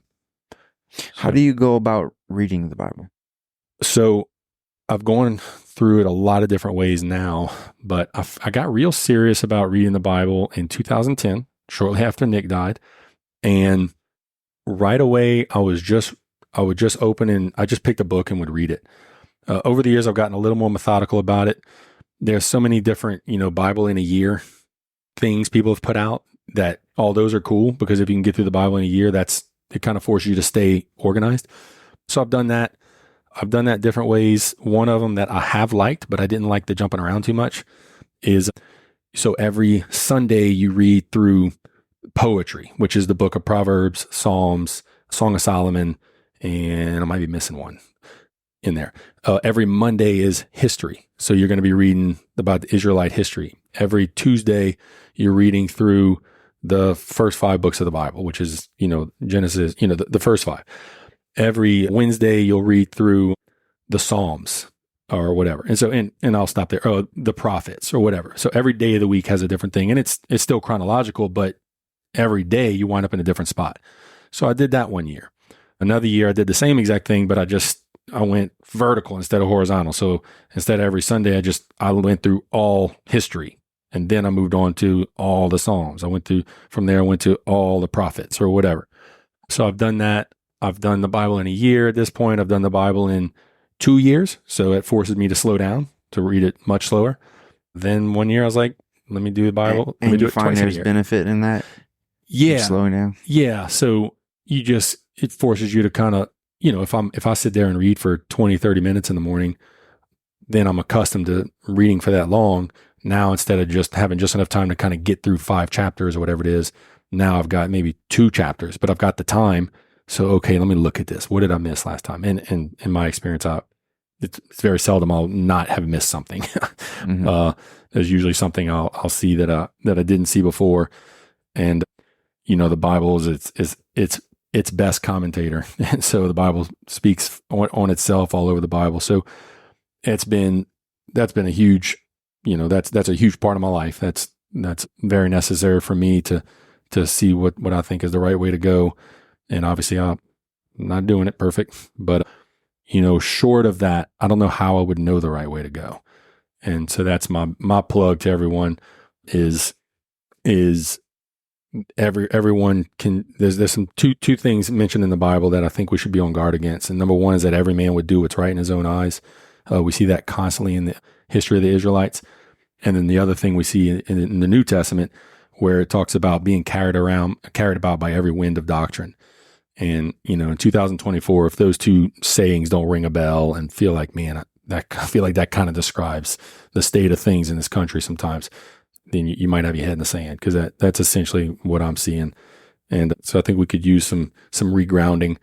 And look, I'm a big reader, and I would say anybody who is a big reader and hasn't read the Bible, that is odd to me, because that is clearly the most unique book that's ever existed. So never mind faith, never mind any number of spiritual things we could talk about when it comes to the Bible. The bottom line is that book has stood the test of time more than any other book. My dad put together something years ago that, man, I talk about it all the time. That's really good. And it's written by 40 different authors over the span of 1,500 years. And the list goes on, but all the things that make it unique.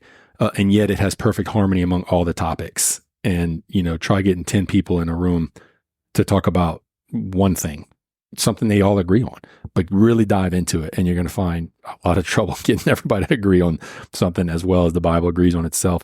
So yeah, there's certainly something special about the book, even before we start talking about faith and spiritual matters. So yeah, I'm a huge proponent for the Word of God, and I wish more people were. So I know that kind of carried, I'm going to say it carried you, but you relied on that. You relied on praying a lot to make the next decision, and that's how you do things. What's, I don't know, let's call it career progression or skill progression, or how does someone who is not doing that, who's not reading the Bible, or they're not praying about it, what are they missing? That if they're not progressing, or they might be missing those opportunities, or what happens to someone who just stops going forward, or stops wanting to go forward? Well, typically, we hear people don't stagnate. So you are moving in a direction. If you're not moving in a good direction, that would mean you're moving in a bad direction. So that would be something to be concerned about. My big concern for anybody, and I'm really concerned about people who don't have this, is maybe I'm hitting the role model thing too much. But again, is what is your, what's your why? That's a big topic nowadays. What is your higher calling? Because if there's not, if self is the only thing, we are amazingly fickle people. There's a number of books, man, read Thinking Fast and Slow by Kahneman. I think it's Daniel Kahneman, and I forget the other guy. And there's many books just like it. That's just the one that comes to mind just now.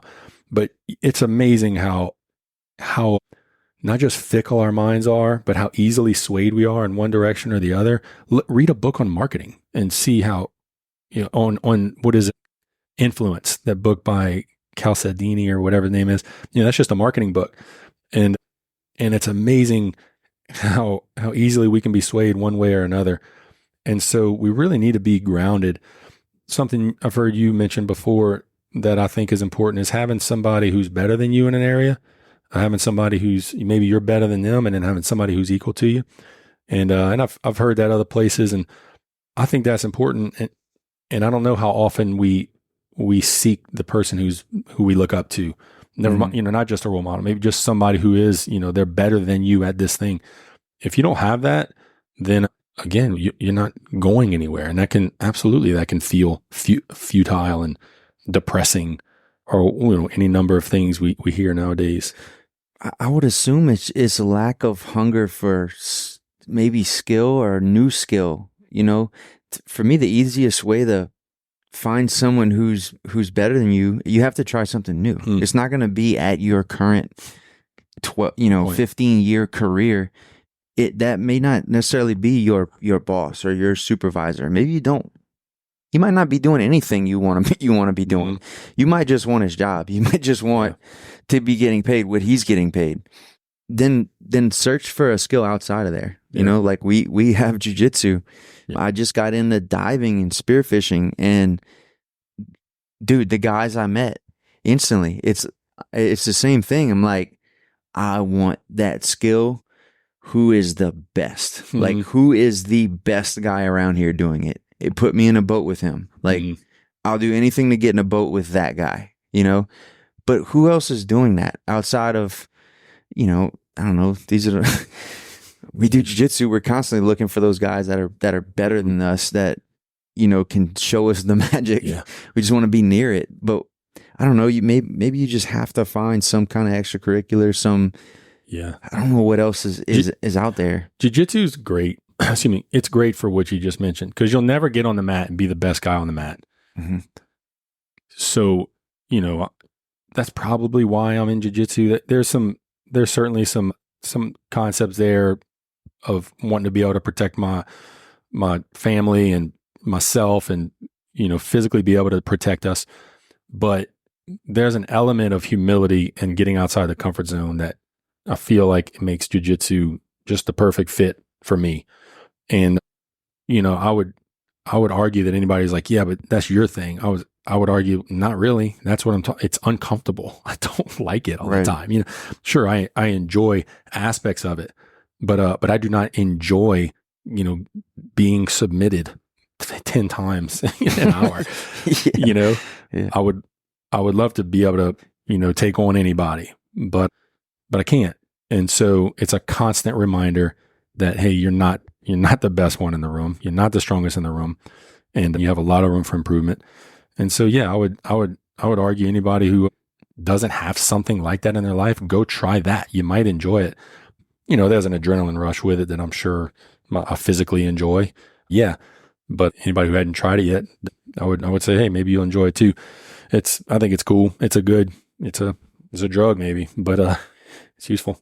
It's also it's just another room to be in, right? It's another room with other influences, and just because this guy is better than you in jiu-jitsu doesn't mean he's better than you in parenting or finances or health, or so it's one more room to find more people. You don't have to look up to the guy just because he's a jiu-jitsu black belt. Yeah, maybe he's a really good parent, or you admire his relationship he has with his wife, and that's why you can be drawn to that guy. So chances are, if you have a room of 15 guys, you might be able to seriously put half of them on some pedestal that you can improve. You can chase their success in all these different areas, and maybe people don't do that enough. You can do it here, you can do it at work. You can learn from everyone. It's important. It's important to try. Yeah. Leadership styles, like coming from the Marine Corps, I think, I know how most view like Marine Corps leadership is pretty blunt and get it done now, get it done quick. But now that you've gone through the ranks, maybe that's only everyone's perception, because they've only, most people get out at corporal, sergeant. But now that you've gone through the ranks, what is your view on the big picture of like, no, seriously, what does it create at sergeant major level? Yeah. Or, you're working hand in hand with colonels and generals, and what is it at that level? Like what is the true big picture of Marine Corps leadership? So the only answer I can give to that specific question would be General Mattis's book, Call Sign Chaos. He addresses literally that exact thing, starting at the three major levels of leadership, and I forget the terminology now, but executive and operational and strategic, maybe, or tactical, strategic, and executive. But he talks about that, and it's good. It's unbeatable. He's certainly worth the time of reading into what he has to say. But for me, when it comes to leadership style, I want to address that first, because that was my first big lesson in leadership, was this idea of style. To this day, you'll hear people say, everybody's got different styles. Everybody's got a different leadership style. And a lot of people, I say a lot of people, maybe they don't, maybe just me. I'll use that as an excuse at times for maybe you don't like how I'm leading. Well, that's my leadership style. And that can be, and look, you can get away with that, and maybe that works for you. For me, I have found it much more effective if, instead of viewing it that way, I flip the table and say, okay, I may project a certain leadership style that is more comfortable to me, but maybe the person being led has a style that they receive better. So if I can flex to what they receive better, then wouldn't that be more effective for getting the job done, whatever the job is I want done? And the answer to that, I think, is yes. sure, it'd be great if everybody would just learn to deal with the leader they have. That's true. I agree with that, but I don't have a say over that person's decision to do that or not. But I do have a say over how I lead. And so as a corporal in Iraq, I had a Lance Corporal he's one of these Marines who was really good at his job. And when you hear somebody say that about a Marine, that's the same as saying somebody, when you set somebody up on a blind date and they go, he's got a really good personality. Okay, that means he's ugly. And so when somebody says, like, what kind of Marine is he? Oh, he's really good at his job. I'm like, okay, so he's not good at being a Marine. He's just a good mechanic. Yeah. And that was the case with this guy. Nice guy. Everybody liked him. He was likable. He was a very good mechanic. But when it came to basic Marine Corps, keeping your uniform tight and Loose. respectful, very loose sleeves, and would laugh at anybody who would dare bother having tight sleeves. Right. Not super respectful, not necessarily disrespectful, but at the same time, ready to be if he had to be. So he was one of my Marines. I was a corporal. He was a Lance Corporal. And I don't remember exactly what happened, but something happened where I had to I blew up on him and, dressed him down, if you will. And I was decent at that. And he couldn't have cared less. Total attitude, did not care, whatever. Well, one of his friends who was a decent Marine, like was one of the better Marines, he was another Lance Corporal, approached me. And to his credit, he was very respectful. And he told me, he's like, Lance Corporal so-and-so, I know what he did was wrong. And I know his attitude was wrong. Everything about the situation was wrong. And I'm not trying to defend him at all. He's like, I just wanted to tell you, because I know him really well. Like we're friends and I knew him before we joined. He's the kind of person that if you were to talk to him different, like if you were to just talk to him like a man, like treat him like a man, instead of just dressing him down, he would respond. He would be putty in your hands. And I thought, first of all, like there's no way, because I knew this guy. But also I'm like, yeah, there's a novel concept. Treat somebody like an adult.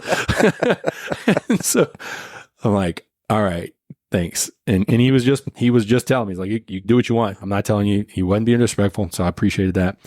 And so anyway, I kind of swallowed my pride, and a little later went talk to the Lance Corporal that had the attitude, and just I think I might have apologized. I might have just said, hey, look, sorry I blew up like I did. And I should say, like, I never apologized for blowing up on somebody. And I will apologize, but there was nothing wrong, at least in my mind at the time. I did nothing worthy of apologizing. I stood all that. So there was a lot of like pride that had to get figured out there, because ultimately I was like, okay, I got to approach this guy, try this technique. But first I might need to the only way to do that is to say, hey, maybe I shouldn't have done what I did. So that's what I did. I just told him, like, hey, look, maybe I'm sorry. I shouldn't have blown up like I did. Here's why I did. But here's why the thing is important. And I just told him, here's why the thing that we're talking about is important. It'd be really helpful, very helpful if you would fix this area, whatever. Like he still did wrong, whatever it was. And I made sure that was clear, but I said it in a respectful way, treated him like a man. And that man had tears in his eyes before we were done. And he was apologizing profusely for the thing he did wrong. It was just two of us. And I was like, what is this magic? And so I will never forget that, obviously. And that has stuck with me. And so when I think leadership style, I literally think back on that incident right away. And I've tried very hard over the years to try to learn people. And in the absence of learning people, because you can't always learn people, do what works for you. And the beauty of the Marine Corps, if I'm being honest, is that by and large, the way I treated him the first time works great in the Marine Corps. By and large, people respond to that, and it's fine. And as the rank gap increases, all the more, I could talk that way. And, that same Lance Corporal, if I was 2 or 3 ranks above him, would not have had an attitude with me and probably would have still been effective. But it doesn't hurt to also have him now wanting to please me, wanting to do right by me, and wanting me to be proud of whatever he was going to do next. So I thought that was real helpful. Now, fast forward many, many years. And so that was in 2005. So here we are 19 years later. I have very few people that I'm dealing with on a personal level like that.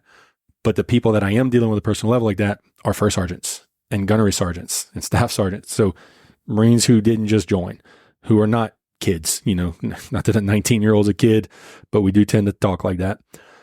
So now I'm dealing with, professionals in their own right, leaders in their own right, who have also been through a lot of learning situations themselves.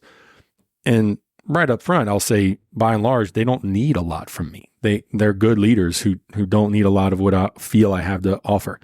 So what I do offer is I try to just always put myself out there as like, hey, if there's something, if they need a story like that, then I'm there to share it, like in a heartbeat. Mm-hmm. If there's correction needed or whatever the case may be, typically going to address them the way I addressed that Lance Corporal the second time, because they don't need to be yelled at. Nobody probably needs that. But so now, because of the nature of my position, I'm dealing with again, mature professionals in the Marines who kind of know the right way anyway. They know if they messed up or whatever. The biggest frustration now for me might be something with laziness or something like that. Frankly, the way I deal with that is I just try to emulate good work ethic constantly. I am pretty outspoken about my willingness and desire to just work. We work, I forget where I got that quote from, but some coach somewhere is like, we do two things around here. We work hard and we win. And we win because we work hard. So really, we only do one thing around here. and I'll never forget that. And so yeah, I'm all about working hard. And so I try to demonstrate that. I try to set people up for success. So, you kind of learn when talking to people. While talking to them, you kind of start to learn some of the looks in the eye that it's like, okay, they're overwhelmed right now with this task or whatever. Well, it's a task I've done before, done maybe a bunch of times. So I'll start, and then I'll just go right into how to get started. Now I'm going to give them the first couple answers on how to get started. But yeah, I mean, if I want to keep going from there, something else that was a big, huge help for me more recently, like on a grander scale that I'll never forget, that is Who's Got the Monkey? And that is my new leadership style. And that is very applicable for everyone. So I highly recommend it. It's a little 5-page article called Who's Got the Monkey? And it revolutionized the way I deal with other leaders. Let's put it that way. Because, when you're down in the weeds, everybody needs to pull the weeds. But when you step back a little bit, now it might be, no, you're talking to the people who need to get the people pulling the weeds or whatever. So what I've noticed is there's a tendency at my level, there's a tendency to take on all the responsibilities because I can do it. I've done it. I am the subject matter expert in this area or that area. And so I'm like, and I'm very good at it. Or I spent many sleepless nights learning this thing. Like, trust me, I know this 10 times better than you, even though you're supposed to be the expert. I know it better.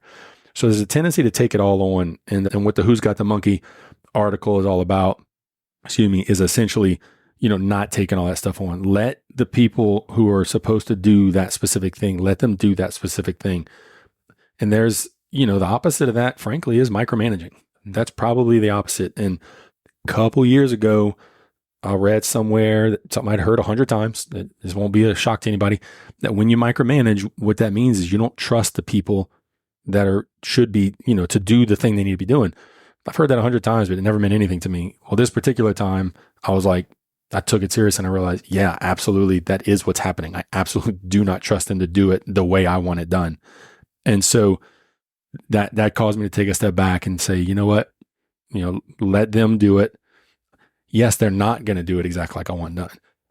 First of all, sometimes that's okay. And that was hard for me. Mm-hmm. Sometimes that's simply okay. But the other side of that is, well, maybe it's not okay. Maybe it needs to be done exactly the way I want it done. But that doesn't mean I have to do it. Let them do it. And when it's not exactly how you want done, help them get there so that the next time it is done the way you want. So in other words, teach, coach, expect more of them. Something, Gunner Sergeant Little, who I mentioned before, I remember sticking up for one of my peers. I was a sergeant at the time. I was sticking up for one of my peers who was a good guy. I liked him, but he kept falling short in a certain area. And he told me, he's like, why Sergeant so-and-so this again? And I was like, I make excuses for him. And they were legitimate-ish excuses for the most part. I wasn't just blowing smoke. But one day he just said, why you always, and he didn't dislike the sergeant. So this question really took me back. He said, why are you always sticking up for him? And I was like, I didn't think of it as sticking up for him. I was giving real answers to the situation. And I just like stared at him for a minute. He goes, and I was like, oh, I'm not sticking up for him. It's, it's legit. And he's like, he called me out, right? BS. He said, you're sticking up for him. He's like, and the reason you're doing it is because, and that's how he called me out. He goes, would you have done that? Whatever the case, whatever the thing was, would you have done it? Would I be asking anybody why you, whatever? And I was like, like right away, like not a chance. Like, and I knew, like, no way. And it was something minor. It could be tight sleeves. It wasn't tight sleeves, but it could be as minor as tight sleeves. And I was like, there's no way. Like, because my sleeves are going to be tight. You will never fit 2 fingers in there. And so, a chance. And so you can get it. You can get lost. And he knew that would trigger me, because I was like, I would never confess to that. And so anyway, his takeaway wasn't to rag on the other guy. He's like, don't hold other people to a lower standard than you hold yourself. And I was like, man, I was deep, and there's a lot of levels you can go with that. That's not just about holding people to being hard on them. It's help them, like hold them to a higher standard, because that's what they'll rise to. Or if not, well, then you need to know that, and that's how you need to cut them loose. So anyway, that stuck with me. I thought that was good. I had a staff sergeant on MSG. I remember just being in there in post 1, and I don't know what happened, but it was a couple of us. It was like 4 or 5 of us. I was probably a sergeant at the time. And this is kind of the first time he really blew up. I don't think anyone's ever made him mad until this day. And I'd been there for like 6 months probably. But what he said, I never forgot. He said, don't hate me for holding you to a standard you chose to be a part of. Nice. And I never forgot it. And I've applied it. So, I've applied it in thought several times since. That's good. And it's funny how you don't forget some of those things, and maybe nothing else he said was influential ever, but that one thing, I was like, that's it. That's all. That's it. As a leader, That's really good. Yeah. What about the guys you're working with now? Any quotes keep popping up, or any isms that they like to use? No, I have so like I said, I'm at the squadron level. So it's my first, just got promoted Sergeant Major a year ago. The next level, if you will, is the MAG. So the Marine Air Group 41, the Group Sergeant Major. He's really good. I like him a lot. There's an active and a reservist there, and both of them are great. But the active duty guy actually recently was cracking me up, because he was dealing with. He's a guy who's got plenty. It just rolls off the tongue. He's got plenty of things to say. I should have a book and just write them down while he's talking. But the one that maybe I thought of it just now when you're saying what your staff sergeant said was an issue with sometimes we deal with married Marines and the wives calling to fuss at something their husband, doing or whatever. And sometimes it's absolutely inappropriate and outside our purview, has nothing to do with us. And he had to say, how did he say? He said, excuse me, when you two were in love and just met, holding hands, kissing each other, and I bet y'all were just so excited to be around each other, y'all decided to get married. At any point during all of that, did y'all think about the office of the Sergeant Major? Because now, when things aren't going so smooth anymore and marriage is tough, now all of a sudden the Sergeant Major needs to get involved, and I'm the most important person. He's like, y'all didn't include me in that decision. I'd have told y'all not to do it. But I thought that was smooth. Good. Yep, thought that was good. That's so smooth. So leadership versus management. You just talked about the who's got the monkey and the micromanaging, and all I thought about when you were saying those things was the fire. All I was thinking about was standing there watching someone new build a fire for the first time. Let them feed it. And just have your skin crawling. And it'll crawl. You got to let them do it. So the who's got the monkey is interesting, because when it comes to leadership versus management, I would say those are very, very, very different things. And real quick, my definition there for that would be, I don't know how to define leadership as much as to say it's a lot of intangible things and qualities and concepts that are a lot of what we've been talking about here. Management is much more black and white, checking the block, managing a thing. It's more finite. There's an end goal in mind or whatever. So I don't know how else to say it other than that. I feel like that's kind of helpful to differentiate the two. So when it comes to who's got the monkey, though, that's applicable for both, because there's some leadership things going on when you allow somebody else to feed the monkey. But when it comes to just managing, and frankly, I view my position here as I'm a manager here. If I can be influential in some way for good, great, that's awesome. But by and large, I am managing some finite things around here, and I apply the who's got the monkey all the time, because inevitably people aren't trying to, but and I'll give the gist of the article is is the idea of somebody comes to you with a problem, and when you're having that conversation with them, at some point that conversation is going to be over and the person's going to walk away. Is there something now on your plate that needs to be done? You know, another way I've heard it put is like the people at the circus spinning the plates on the top of those sticks or whatever. And, you know, they can hold one in each hand and they got one balancing on their toe and then they'll balance another on their chin. That's management, balancing a bunch of spinning plates or feeding a bunch of monkeys all day long. Well, when people come to you, when your subordinates come to you, do they walk away and they just left another monkey for you to feed or another plate for you to balance somewhere? Or are they leaving with the same monkey they came with? And that's the gist of it. And the reason it's important in the article is worth reading. It's very short, but it gets into, there's certain things you don't have a say over. So boss imposed time, for instance, you know, your boss is going to impose tasks on you that you don't get a say in. You got to do those things. And those are going to fill your plate. Well, you can't have everybody filling your plate all the time or you're going to be drowning. And so when it comes to managing things and even people, even staffing management decisions, to me, a lot of that stuff is I try to view it as black and white. And if somebody comes to me that should be their problem or their monkey to feed, I make sure before they leave, the monkey is on their back. And I didn't used to do that. I absolutely used to take every monkey I could and try to feed them all, and it will burn you out. And maybe you can do that for years and good on you, but that's not helping other people. And that's where those two things kind of bleed over into each other. So, I mean, that's just managing items. But again, you got to manage yourself. And again, the leadership aspect there is you are also hurting other people by doing that because you're not helping them grow. And so yeah, it's become a bit of a game for me for sure, to the point that it's comical. And it's especially comical because I've had times where I don't know that this guy read Who's Got the Monkey, but I felt he knew he was trying to leave that monkey on my back. and it wasn't here. This was in the Marines. And the look on his face with my one sentence response to him each time he tried to leave the monkey on me, and his face was like, shoot, like shit, he read it.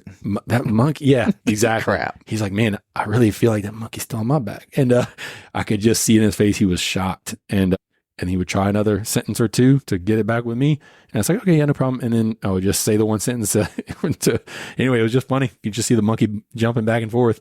And I was like, this conversation is not ending with that monkey on my back. It's kind of like the You Owe Me One game. Yeah. I used to play that with one of my Marines. That's right. we would always just one up each other and do each other favors with the notion of, no problem, you owe me one, you know? But we would push the limits to it. And so that, when you sent me that, it did help me as well, because I did the same stuff. And what you didn't mention happens a lot of times. It's not only when people come to you. A lot of times it's you go to them to collect the monkeys out. And that is what you cannot do. Yeah. You cannot do. And a lot of it, like you said, as you're going and you're collecting monkeys and you're feeling like you're doing something, you're feeling like you're doing a good thing and you're helping, a lot of times you're hurting. Mm-hmm. A lot of times you're negating all the training you've been doing. You're not giving them the chance here is the chance for them to do the things you've been training them to do. Now you're stealing it back from them. Or someone they need to be training. You're taking opportunity away. And it's real. It happens, and you can make the decision not to. So, and here's the huge plug for having that kind of mindset. For me, I learned that as a first sergeant in the Marines, and that's where I was most applying this. And in fact, I wasn't even working here yet. So my job in home health physical therapy was, you know, I didn't feel like there was much leadership stuff there. I was doing physical therapy with people. But as a first sergeant, I was working. So I'm in the reserves, you know, and most, you hear 1 week in a month, 2 weeks a year. I was easily putting in 30 to 40 hours. Well, easily putting in 20 to 30 a week doing reserve things. Mm-hmm. Never mind my full-time job. And the fact that I have a wife and 4 children who, you know, I've made it clear are important to me and I need my time. And so while I felt I was very good at it, I was definitely burning myself out and I was not enjoying it. Not much anyway. Certain aspects of it I was, but by and large, I was not enjoying it. And I was okay. I didn't need to enjoy it. Well, what I found out with the Who's Got the Monkey was once I finally figured that out, I was able to start delegating better and stop micromanaging things. And so, yeah, maybe things weren't getting done exactly the way I wanted to, but I was able to teach those people that needed to be taught. Other things were getting done in a different way that was okay. And that freed me up to do what is the real job of a company first sergeant, and ultimately what is now my job as a sergeant major, I feel. And that is, to handle enlisted matters, to get out among the troops and talk to the Marines and insert myself where I could be most influential or most useful at that time, pull myself out if needed, whatever the case may be. I was free to do that, and I loved it. And I really felt like my last 6 months as a first sergeant were so enjoyable. And I felt like I finally really capitalized on a lot of this, and go figure, I'm out of that, and I'm learning how to be a sergeant major, kind of like the house that I finally perfected in time to move out. And so yeah, it's hugely rewarding because you can kind of take that step back and let people thrive. And again, you can start to insert yourself in ways that are much more impactful and more maybe suited to where you will best fit. And otherwise you can't do that because you're too busy trying to, again, feed all the monkeys. Mm-hmm. So. And how do we pass that down? How do we keep that ball rolling? Or do we need to start doing that now, or do we need to just keep perfecting? But I'm also afraid to just keep perfecting without getting it started now. Yeah, no, it's a good question. I don't know. I think I never thought about this particular conversation with regard to teaching these things to my kids. I never thought of that before until right now. But one thing I have done, and we don't need to go down a rabbit hole with this, is I have started journaling, and I would recommend anybody do that. But the reason I bring it up now is these kind of things do make it into my journal. And I started journaling so that my children could have a journal of mine to read one day. Like that was my why behind doing that. And so, hopefully they read these types of things, because I do mention this kind of stuff as they've come to me over the years, and hopefully they can apply it in their own lives as needed. Other than that, there's certainly ways to teach that generation these specific things, but I never actually thought about other than putting them in positions of leadership in some kind of way. Here's an interesting question. Do you play the Who's Got the Monkey game with Abby? Oh, man. Probably, yes. You heard that, Abby? No, but seriously, I wrote it down earlier because you're talking about, you said kneecap to kneecap conversations with your, you learn to do that when you're a corporal. Mm-hmm. How did that prepare you for marriage and raising kids? Like, is that this kind of style you use? Like, hey, me and you, okay, I need to tell you what's happening. So yeah, we're sitting down. Yeah. Here's what you specifically have been doing lately. Yeah. Okay. So I think that's so there's a skill here that is very important that I do happen to think is my strong suit. So yep, I'm kind of tooting my own horn, but I do think it's important. And even if you're not good at it, you should be able to do it or try it. And that is the ability to reprimand and to lift someone up. Maybe I shouldn't say tear them down and build them up. Sometimes people need to be torn down. You might need to be able to do that, but you need to be able to not just lift people up, lift that same person up. Because some people are real easy to tear down and maybe even fun to tear down, but that's not a good thing. You need to be able to lift that person right back up. And so, yes, as a corporal doing, this idea of sitting down and doing quarterly or doing monthly counseling, we call it in the Marines. What I learned there is that I can talk to a Marine. I can talk to somebody like an adult, because that session is always supposed to be professional and mature and, like adults and all that. And so, I don't, even if it's somebody who really, rubs you the wrong way or is always messing up, that person absolutely still deserves your time one-on-one and doors closed, and they can speak their mind if they need to. And frankly, you speak your mind. It doesn't have to be, nobody's raising their voice. Nobody's emotional in a bad way. It's just an opportunity for that person to have a voice. Ultimately, it's for that person to have a voice. All month long, I have a voice. I'm the boss, or whatever. I'm the manager. I'm the this.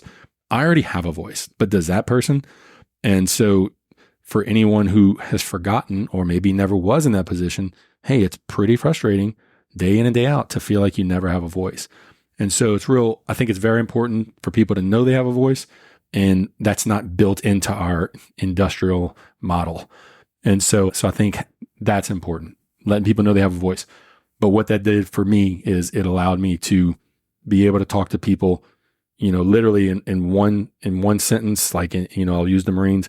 In one sentence, I may be sitting down with somebody, having a very formal reprimand with them that maybe even have some paperwork behind it. Like, hey, you're getting kicked out of the Marine Corps maybe for this severe thing, or maybe not kicked out. Let's say, you probably, with this on your record, I don't know how it's going to be hard to get promoted because you did this thing. It was so stupid, blah, blah, blah. Sign here. But in the next breath, all right, how are we going to get you, how are we going to help you out now? Because this ain't good. Let's fix this. How are we going to fix it? and that's, some people get taken aback by that, and you realize right then and there, they've probably never had somebody who was willing to do both. Yeah. So you're actually being vulnerable. You're saying, yeah, I just tell you what to do. I don't know what to tell you right now. Can you help me? Yeah. Like, you're showing weakness. Yeah. So for my kids, I feel like that's, again, if I say I have a strength of mine, I have absolutely no hesitation apologizing when I've messed up. I have no problem confessing when I've messed up. Sometimes maybe they don't even know that I did something wrong or whatever. That's not something I struggle with. And I'm thankful for that because I mess up a lot. And so sadly, they'll have seen me mess up plenty. But the good news is they will have seen a man who is willing to admit when he's wrong and apologize for it if necessary. And so that, I think, comes from just that willingness to be vulnerable and all that, and just acknowledging, our own shortcomings. And so I'm very, very open with my children when it comes to, and their own reprimand too. Like I don't shy away from reprimanding them. I don't shy away from lifting them up if I can. Because again, the reprimand's easy to find. How do you feel about, you have 4, how do you feel about doing it in front of the others? I kind of struggle with that, like not knowing if it's right or when it's right or when to not do that. So I can tell you what I think is the right answer, and it's not something I get right all the time. I do try to be conscious of it. I think the right answer there is it depends on, if it's reprimand, if it's, what they say, reprimand in private, scold in private, and praise in public or whatever. Well, sure, but there's certain sins that are public sins that maybe need to be reprimanded publicly. Mm-hmm. And so that's my going in argument there, is if they've done something that was public that was wrong, it needs to be publicly confessed and acknowledged. If it was private and it didn't necessarily affect anybody else or whatever, then I'll handle that privately. When it comes to praise, by and large, you almost can't do wrong if you do that publicly, but that could be a problem. If you praise too much in front of people, there could be some big headedness or whatever.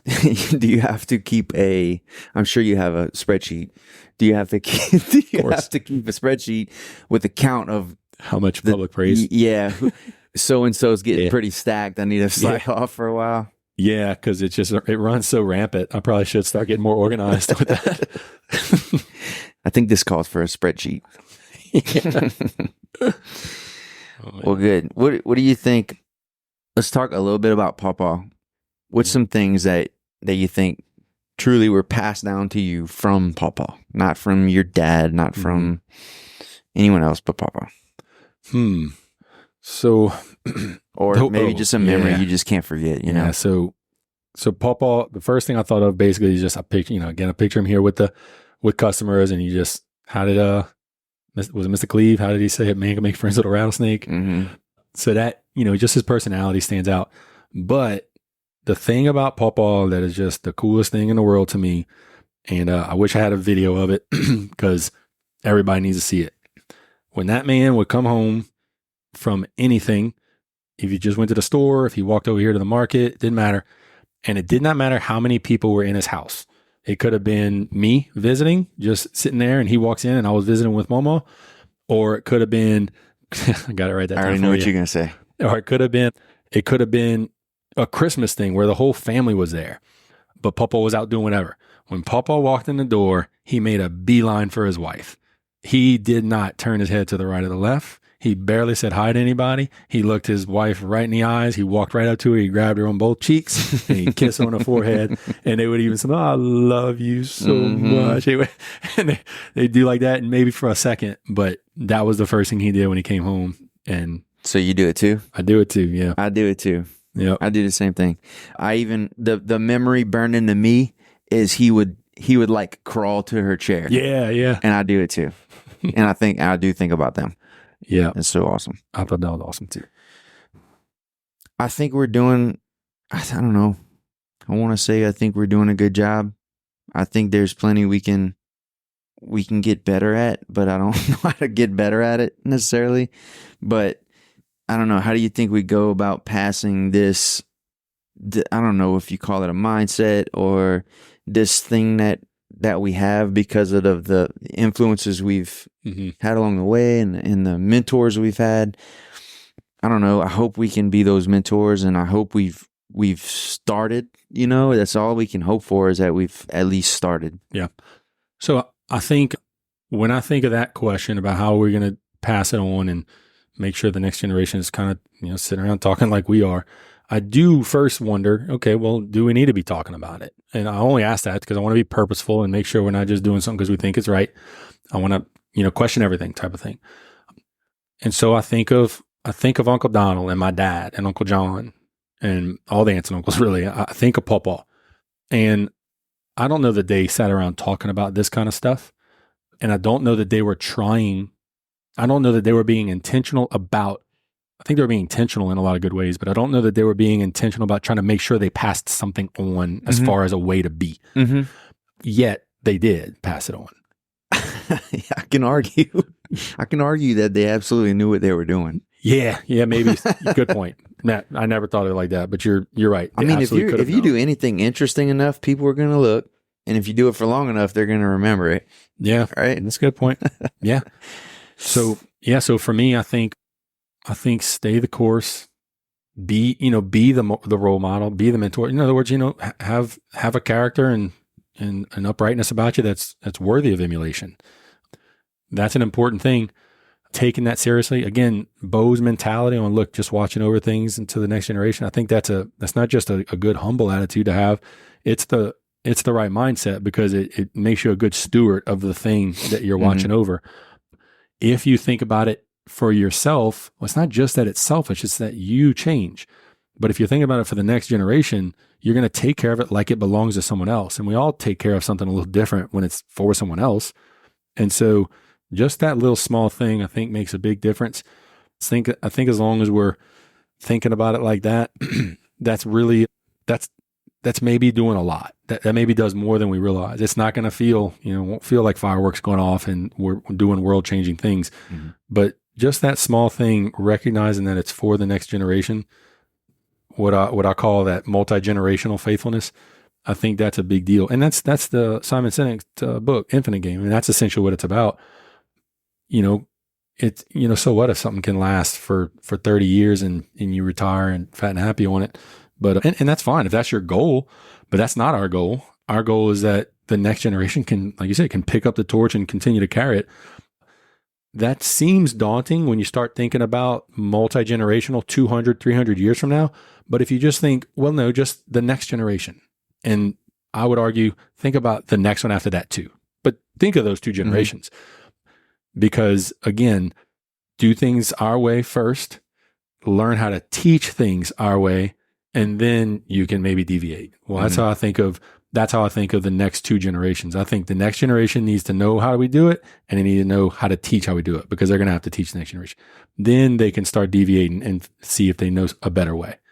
So I just think, just have the right mindset that it's not about us. It's about the next generation. It helps. All right. Got anything else? This was awesome. Yeah, it was fun. It's really good. No, nothing comes to mind. I'm sure I'll think of 100 things tonight. We'll do another. We'll just do another. Cool. All right. Thanks, Brody. Bye, Bert. All right. Well, I asked for the opportunity to provide some closing remarks on something that I'm very passionate about, and Shane graciously agreed to allow it. So here I go. We talked about a lot of things, and frankly, it felt all over the place. But when the subject of the Bible came up, I felt I missed an opportunity there. I have my hands in a lot of fire, so to speak, but when it comes to God and His Word, this is an area of my life that I have devoted more of my time, energy, and emotions to than any other area by far. This includes even the relationship I have with my own wife, and that's one of the things she likes about me. So I'd be remiss not to encourage everyone to read the Bible. Know for yourself what it says. Anyway, I don't say that to imply I'm an expert on what God has to say in every circumstance of life. But other things I have sought to understand in this life, this is certainly at the top for me. For sure, more than leadership or being a butcher or therapist, handyman, etc.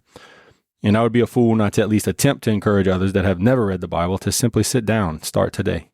Take the time to see what God has to say on the many issues that I promise are relevant to you and everyone around you. The Bible has been around for almost 1,500 years, written by over 40 authors, and over a period of 40 generations in 3 different languages, and deals with the most controversial topics, yet with complete harmony and agreement. It's had the largest circulation of any book in history, read by more people than any book in history. It's the first book ever to be translated from its original language, and has been translated into more languages than any other book in history.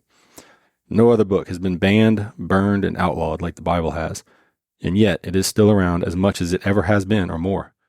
There is no natural explanation as to why the Bible still exists, and all that is to mention nothing of the actual information to be found in it and why it exists. So check it out. None of this proves it's true or even relevant, but it does prove that it is unique, standing out from all others, one of a kind, having no equal. I've heard what I think is every reason under the sun from people for why they don't read or have not read the Bible. Most of whom I hear criticize it will openly admit to having never read it in the first place, nor considered its qualifications compared to other books. There was a time when you had to earn the right to criticize something, but sadly it is also not all that rare to hear of someone who claims to believe in God and His written word and that has also never read it. I'm not sure which is the bigger travesty. In 2004, General Mattis responded to a question in an email with regard to the importance of reading and officers who found themselves too busy to read. I want to read the opening lines of that email.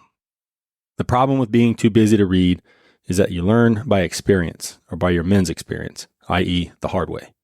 By reading, you learn through others' experiences, generally a better way to do business, especially in our line of work where the consequences of incompetence are so final for young men.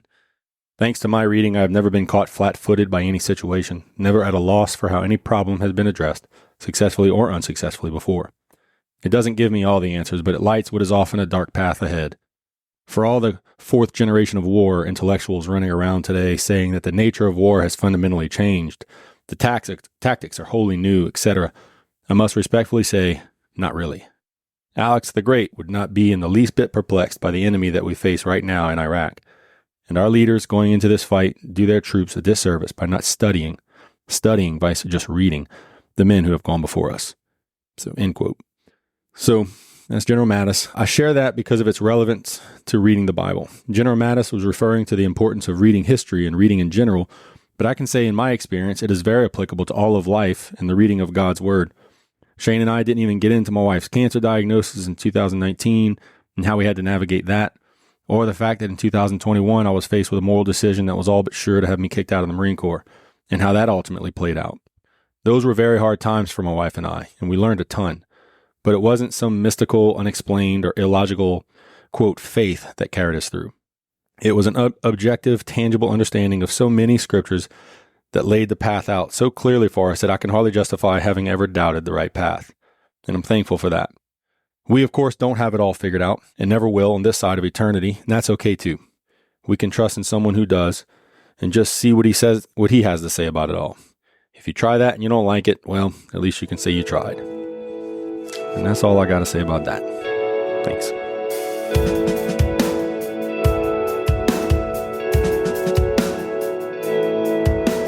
All right, that's it for this episode of the Miracles in Meat podcast. We ask that you share it with at least one person in your life that you think needs to hear it. If you got a little something from it, you got some little goose pimples, or it just gave you some feel goods, send it to someone else. Let them feel that too. And if you loved it, please leave us a 5-star review. That'll really help out. And if you only loved it like 4 stars worth, please do not leave a review. Same thing with the 1 through 3. Not interested in any of those, only 5 stars. If you have any personal questions or comments about the episode, shoot them over to Bourgeois Meat Market on Facebook or Instagram, and we'll reach back out. And if you have any ideas for any cool future guests, please shoot those over too. We're always interested in hearing who else is out there and what kind of cool stories we might be able to bring into this place. See you next time. Thanks for listening.